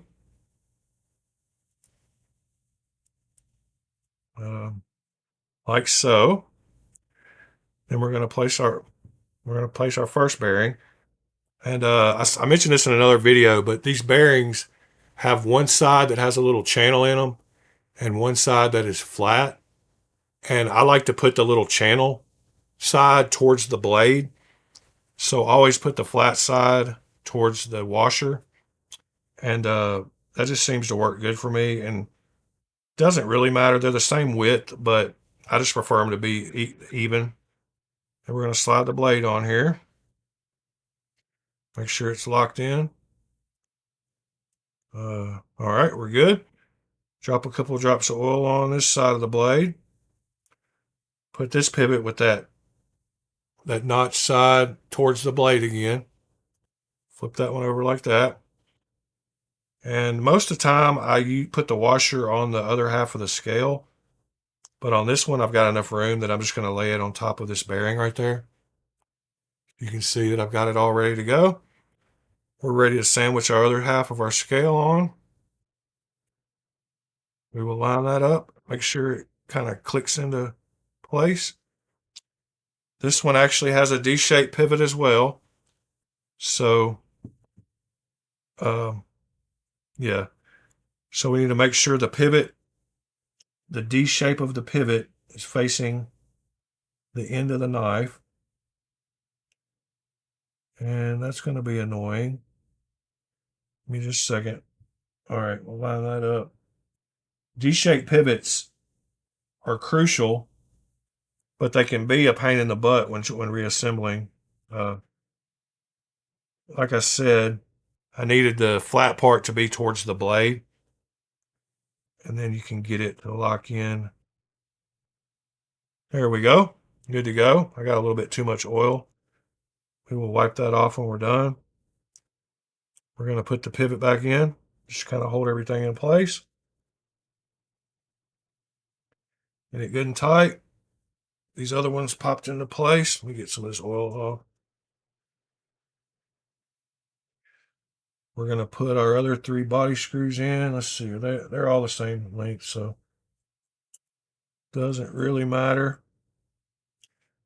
I'm actually going to use the magnet this time to get these started. Just going to put them on there. Get them going. And we have that one tight. That one in. That one in.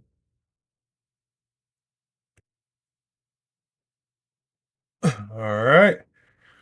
Just about done, guys. Sorry. Takes a second. Especially when you're trying to film it and do it on camera. Nothing seems to work right. It would go half the time if I wasn't filming it. Or less. All right. Everything's tight. Reassembled. Blade centering looks good. We got one more screw to put in the clip. After we open that a couple of times, that oil will get worked in and the action will become smoother. That's pretty good as it is. We got one more screw to put in. That's the other screw to the clip. Use the magnet to help guide it in there. Of course, it caught the side of that stainless steel clip. If that was titanium, that wouldn't happen. Come on, go in that hole. That's what she said. All right, we're in. That's what I said. And we're feeling like we're cross-threading, which is wonderful. My favorite thing in the world. Come on, get in the hole. Oh, I think I need to loosen this one a little bit so that it get a little bit of movement. There we go. All right. Got this one reassembled. Good centering. Double check all our screws. Make sure they're good and tight. Because I do like the color on this one and it won't be coming back apart. You can really see that blue and purple really popping in different parts. So we are reassembled. We'll wipe this knife off. Sorry I've been unable to talk to the chat today. I've had to focus. But you can see that color fade, that nice purple, nice knife, nice action, getting smoother every time I close it. Cool little $45 knife. If you want to pick one up, they're on Amazon. I will put the link to this in there. The Tucson was a TS430. If you want to look those up. I will link the 120 volt DC power supply that I got also. This knife is a great little practice knife. And let's see, right here. What in the world? Oh, yeah, I've got a picture of it also before I started. I took a picture of it in the box, I believe. No, actually, I didn't. Back to the couple of knives before we end it I got yesterday. The Ray Laconico Jasmine. And then the two big boys. We got the dark one. We got the light one. Knives are life. I appreciate you being here with me. Her belly button. Oh, yeah. Wrong hole. No, it's probably not the wrong hole she's talking about, but yeah, super cool knives.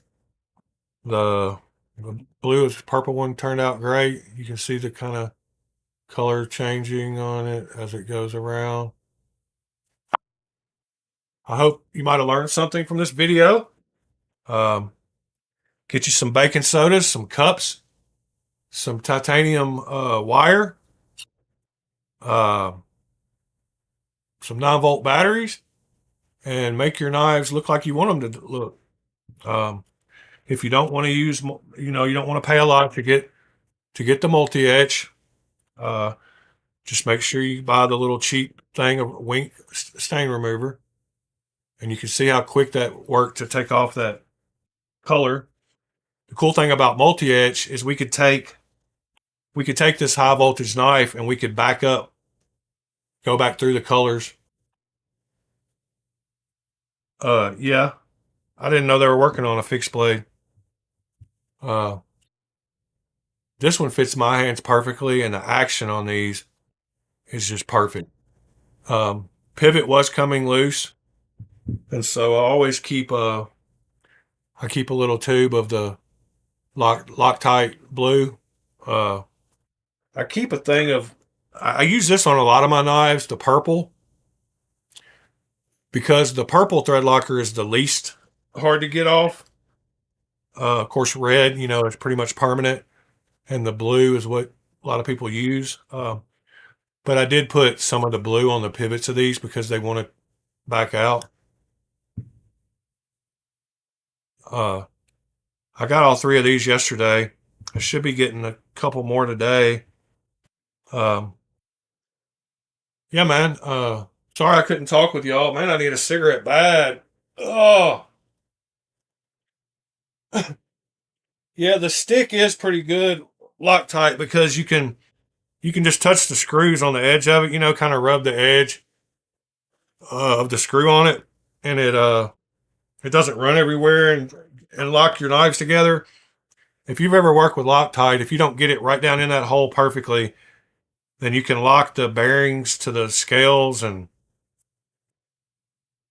some more shit. I'm still loving this knife. It fits my hands perfect. And other people have talked about the gritty action, but I just don't have the gritty action. Mine is running perfect. I'm still loving this Riot. This Riot is a great knife. I used it over the night quite a bit. Since I work nights, I end up staying up all night.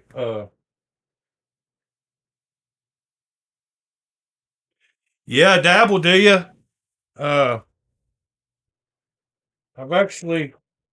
Is it legal in all y'all states? I don't know. Oh, look, nothing.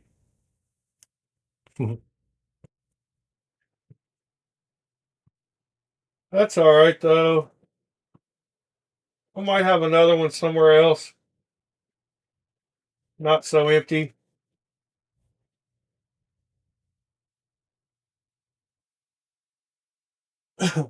Oh, a dabble, do you?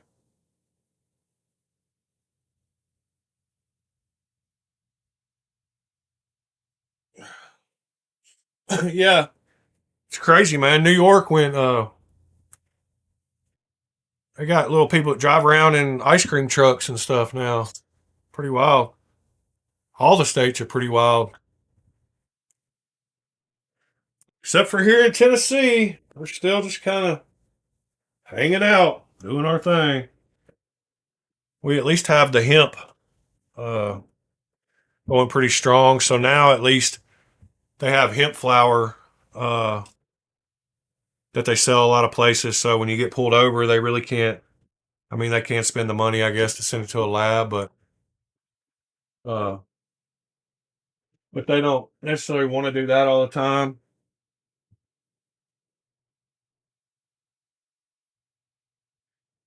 I had to I had to move some stuff off the desk to make room for all the equipment.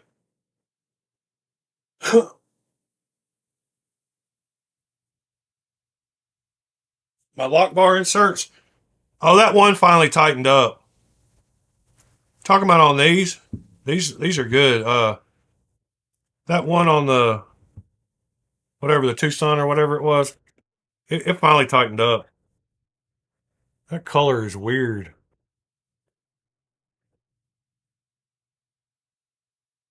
It's not bad. I don't know why my chat looks crazy, but it's all highlighted. This is a super cool knife, though. Um, you can get these for a really good price on eBay. I think $70. You can get them at auction. Full titanium, super cool blade. Uh, I love the milling on it. Colors are a little different on each side, and you would never know that really. But I will redo this one. Uh, this is another one that you could do two colors easy.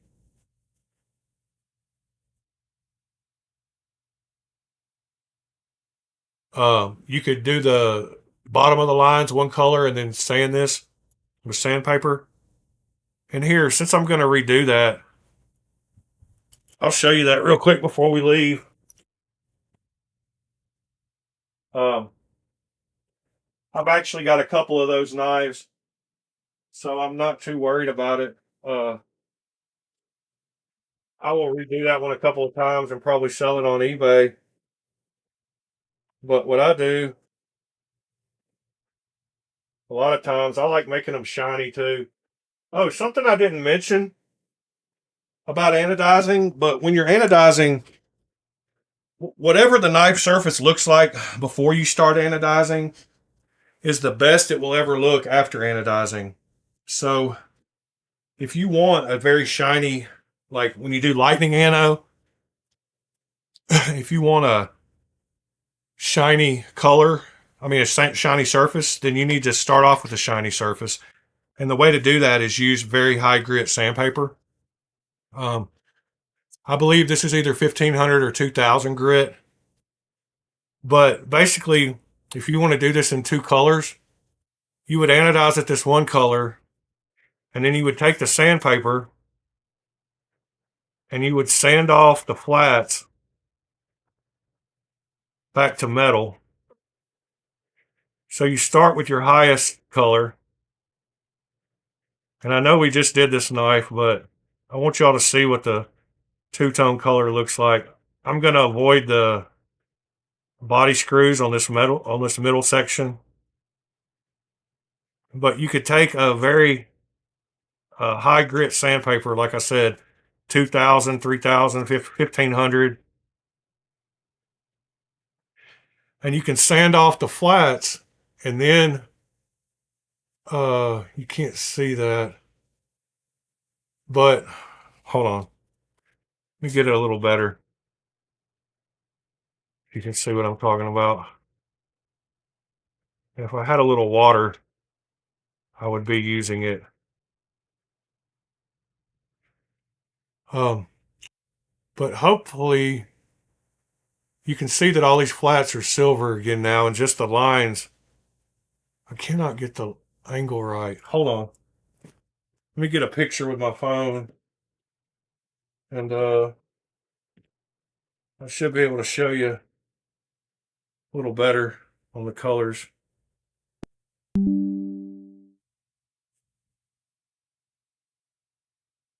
Hold on just a second.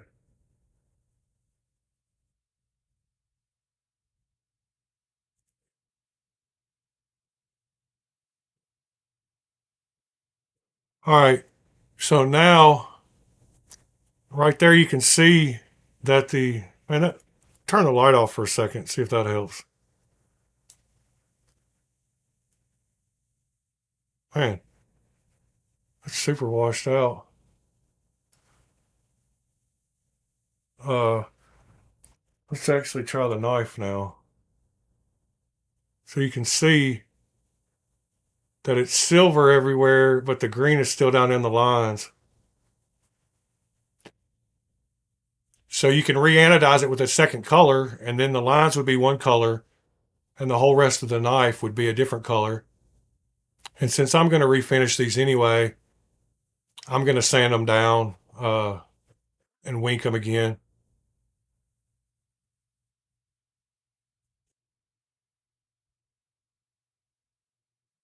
Yeah, the knife was better than the picture. Yeah, my phone, I don't know why it was so washed out, but you can see where it's silver now on all the flat parts. So that's how you can do cool colors. In fact, let me show you one more that I did and sold on uh, sold on eBay.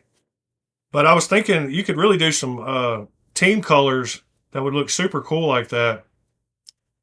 Um, you could do the two different colors for a team. Um, Man, if I just scroll through my pictures, they're just knife after knife after knife after knife. I don't have to worry about any kind of crazy pictures anymore at this point in my life. I don't have a bunch of wildness going on, so let me see if I can find that real quick. I did a oh, I can show you. Let's go back to Firefox. And I did a let's see if the let's see Reddit Joker Lamia. Yes, here's one I did in uh, a green and a pink to look like the Joker colors. Uh, so you can see where I sanded the flats and did like a purple and then had the whole knife of green. Um, that's a good example of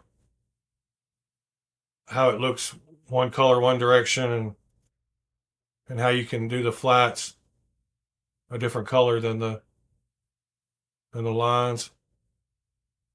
I actually did that one and then just sold it instantly.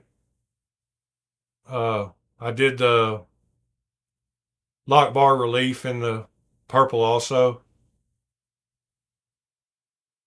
but that's a little easy one that I did.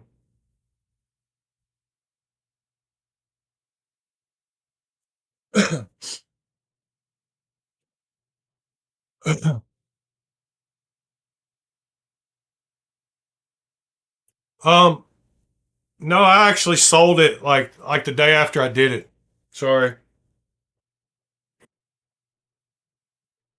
Uh, do you want one like it? I'll make you one, Nick. No problem doing one. I've got one laying over here that I could do that way. Or you could buy one and send it to me.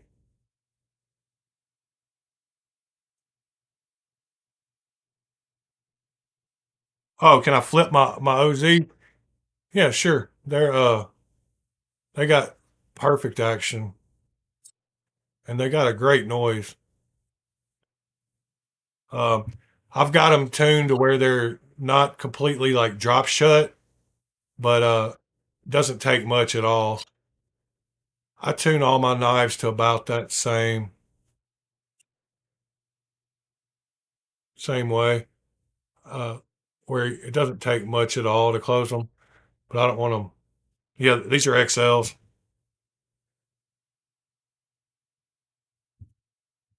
and they're replica XLs. Uh, Number on them are number 50. Hold on. Yeah, you see that one? It says number 50. But amazingly, that one says number 50 also. I hate that. Uh,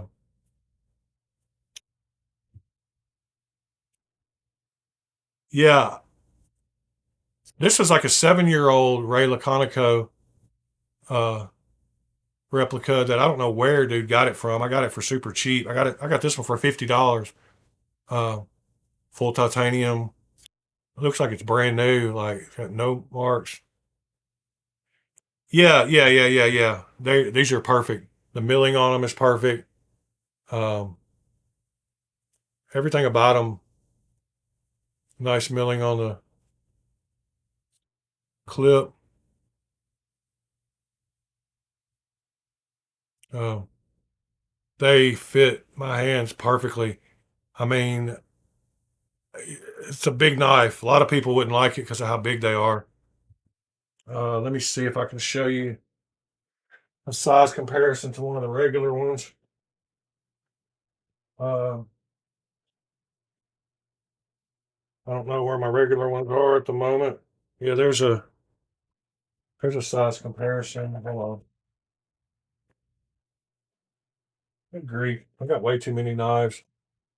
I'll put them side by side here in a second. There's another one.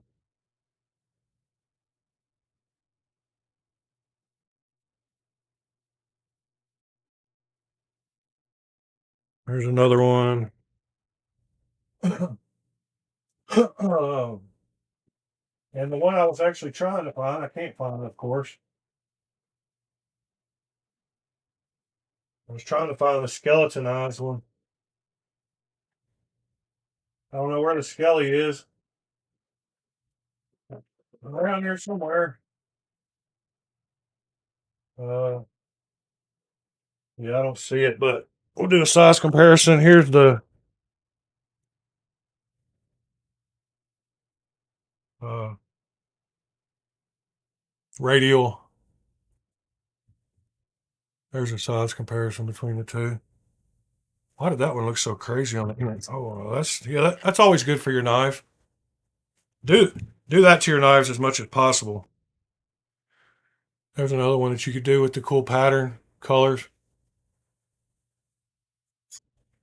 I've got the I like the Skelly one, man. I didn't think I would, but I do. But you can tell there's a big difference in the two sizes, though. Yeah, uh, I'm happy with whatever I got. Uh, why can I not find? Maybe I'm maybe I'm thinking the box is empty because the skeleton's so light. Hold on, give me just a second.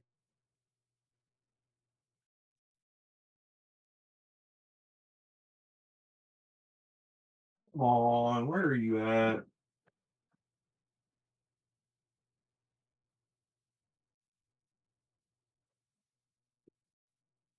Yep, I do not see it.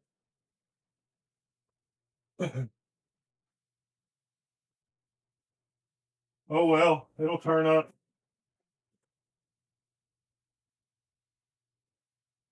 Uh, yeah, I don't know where it's at the moment, but anyway,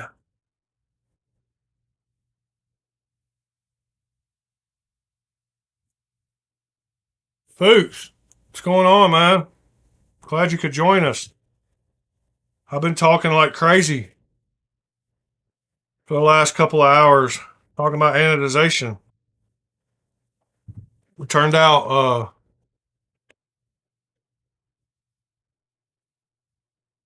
with that one of the ones we anodized,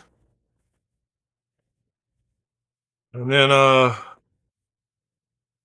we did a purple blue one, cheap Amazon knife.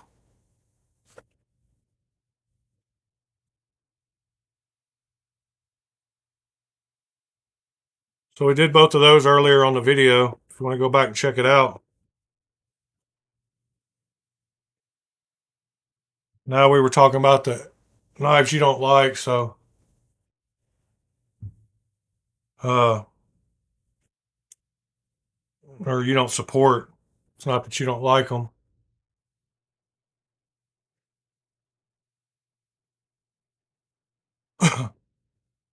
We were just kind of talking about a few of these more expensive knives.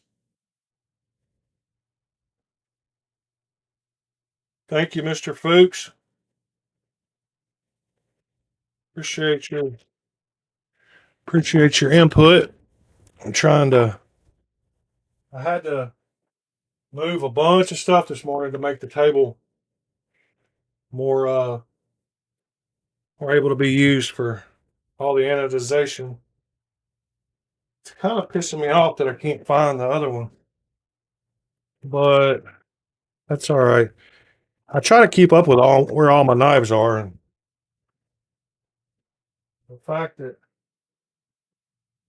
maybe, yeah, I don't know. Oh, I know where it is. Probably under the table here. Yep. Hold on. Here we go. Bet this is it. Yep. You're not judgy, man. You just like what you like and think what you think is fair. So I don't know why I like this one so much. I didn't think I would, and I don't like light knives, but the action on it is superb. Uh, it feels really good, and the thing, I guess, that made me like it more than I thought I would is the fact that it feels so sturdy. You know, the way they did the shapes, shapes, that bridge building app on Android and all those phones show you how those shapes matter. But as far as strength goes, it just feels really strong, super light. I don't know how light. I haven't actually checked. Let's check ounces. 2.63.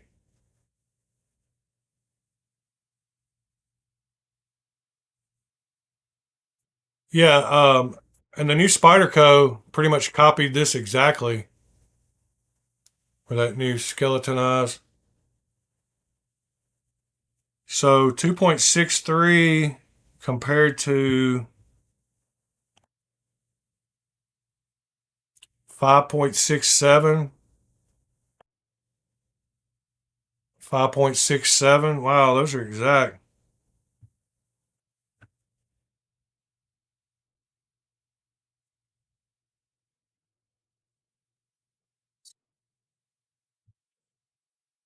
But size difference is very noticeable. So if you don't like giant knives, don't ever get one of those.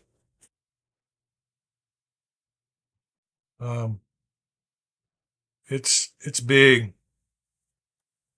I mean, it's not any bigger than some other knives, but it's definitely bigger than the original.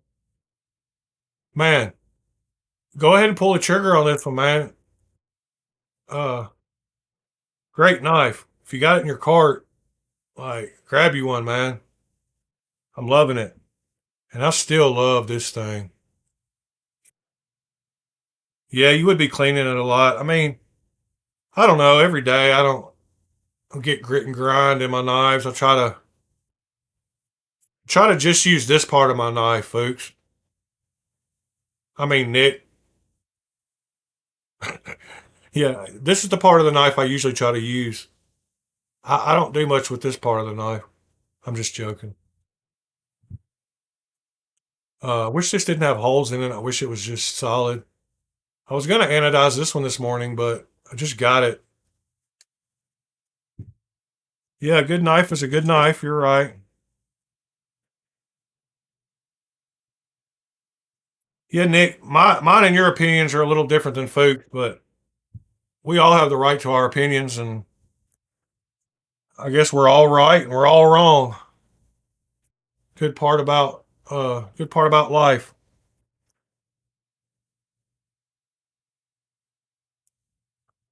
Anyway, guys, man, pushing 2 hours and 20 minutes this morning. I can't make it much longer than that. My voice is giving out. I've got some stuff I got to get done today. I'm actually kind of hungry too. Haven't eaten yet today, so I was up most of the night and I need to I didn't eat during the night either.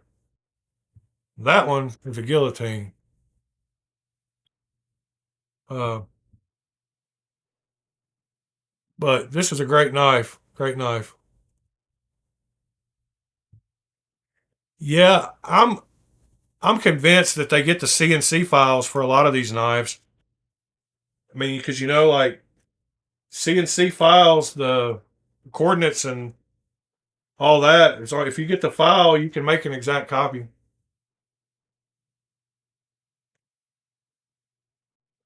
So I think there's a little bit of corporate espionage going on in some of these places because I know also that they get real copies. Yeah, the real thing to study. And I actually helped. Well, I don't want to get into that on video, but let's just say I talked to one of the guys that does this and have gotten pretty close with him. And he was asking me what I thought he should come out with, so I suggested the Drift LCT, and I may or may not have provided him with caliper pictures with dimensions of all the different parts of it.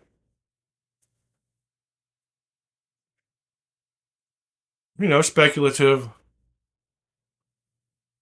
Uh, Not sure. I might have done that. Might have been a dream. I don't know. So that should be coming out in the next month or so. Knives are life. I will let you know if that when and if that happens. He is the same guy that came out with these. Uh, Lemifshi. And these are still available, by the way. They're pretty cheap. They're not sold out. Uh, I'm pretty sure if you just went to the browser and typed in AliExpress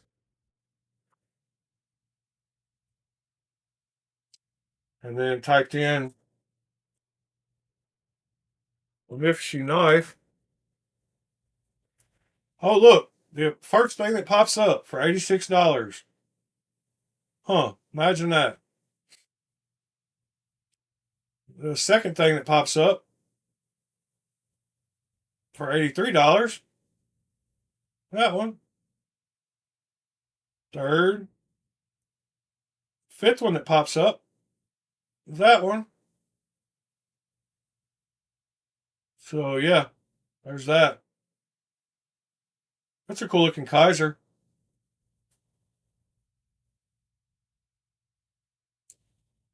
The Dawn. How long is that blade? Doesn't say blade length.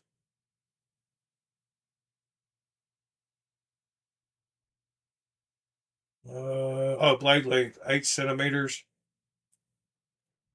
That's short. 3.14. That's not too bad.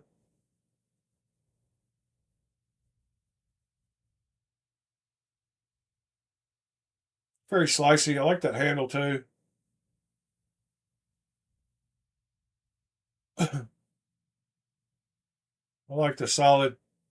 That one wouldn't get dirt in it. Oh, it's got a. That's cool. I like how the lines go when it's closed too. That's a different looking knife. Yeah, that is a cool looking Kaiser. Good price on it too. Let's see what I have it for it like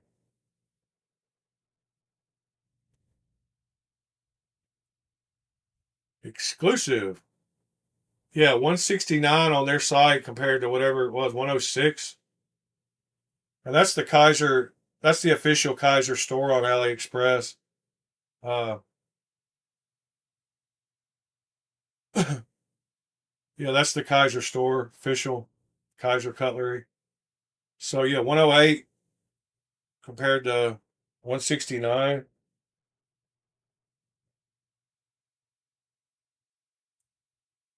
Pretty crazy.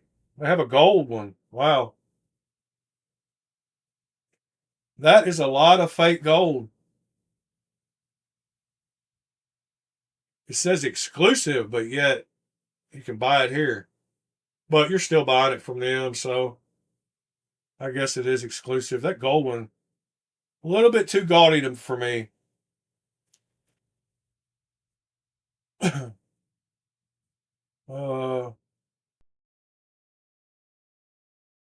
oh, isn't that neat?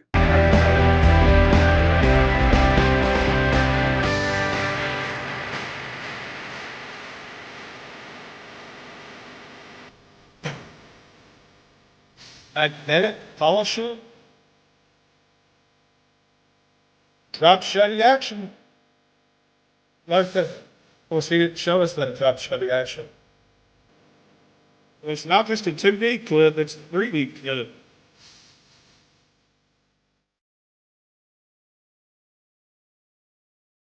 It will cut cucumbers. And it is the perfect size. It's the size of your cell phone, but bigger. Uh, some of these ads are silly. All right, guys. Like I said, gonna get out of here. It's been a good one. I hope y'all learned something if you didn't know it. If you didn't, then oh well. Appreciate you watching anyway. Uh, I'll be here again tomorrow. Next Thursday, I will plan a little better during the week this week to figure out what I'm gonna go over next week. Maybe we'll stick with the anodization. We'll do some lightning ano. Uh, yeah. I've done a few lightning anos. I've done maybe 5 or 6.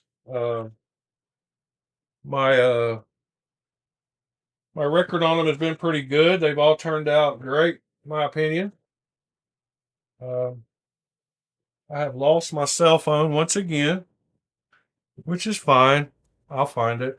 But I was going to show y'all a picture of one of the first ones I did. Uh, but anyway, appreciate y'all being here. Hit that subscribe button for me if you haven't. Hit the like button. Give me a thumbs up. Have a great day, Mr. Bob. Maybe we'll see you tomorrow. Nick, have a great one. Fuchs is gone. Sever 7, if you're still listening, have a great day. Brand New American or whatever. Yeah, Brand New American, BNA. You have a great one, and we'll see y'all tomorrow.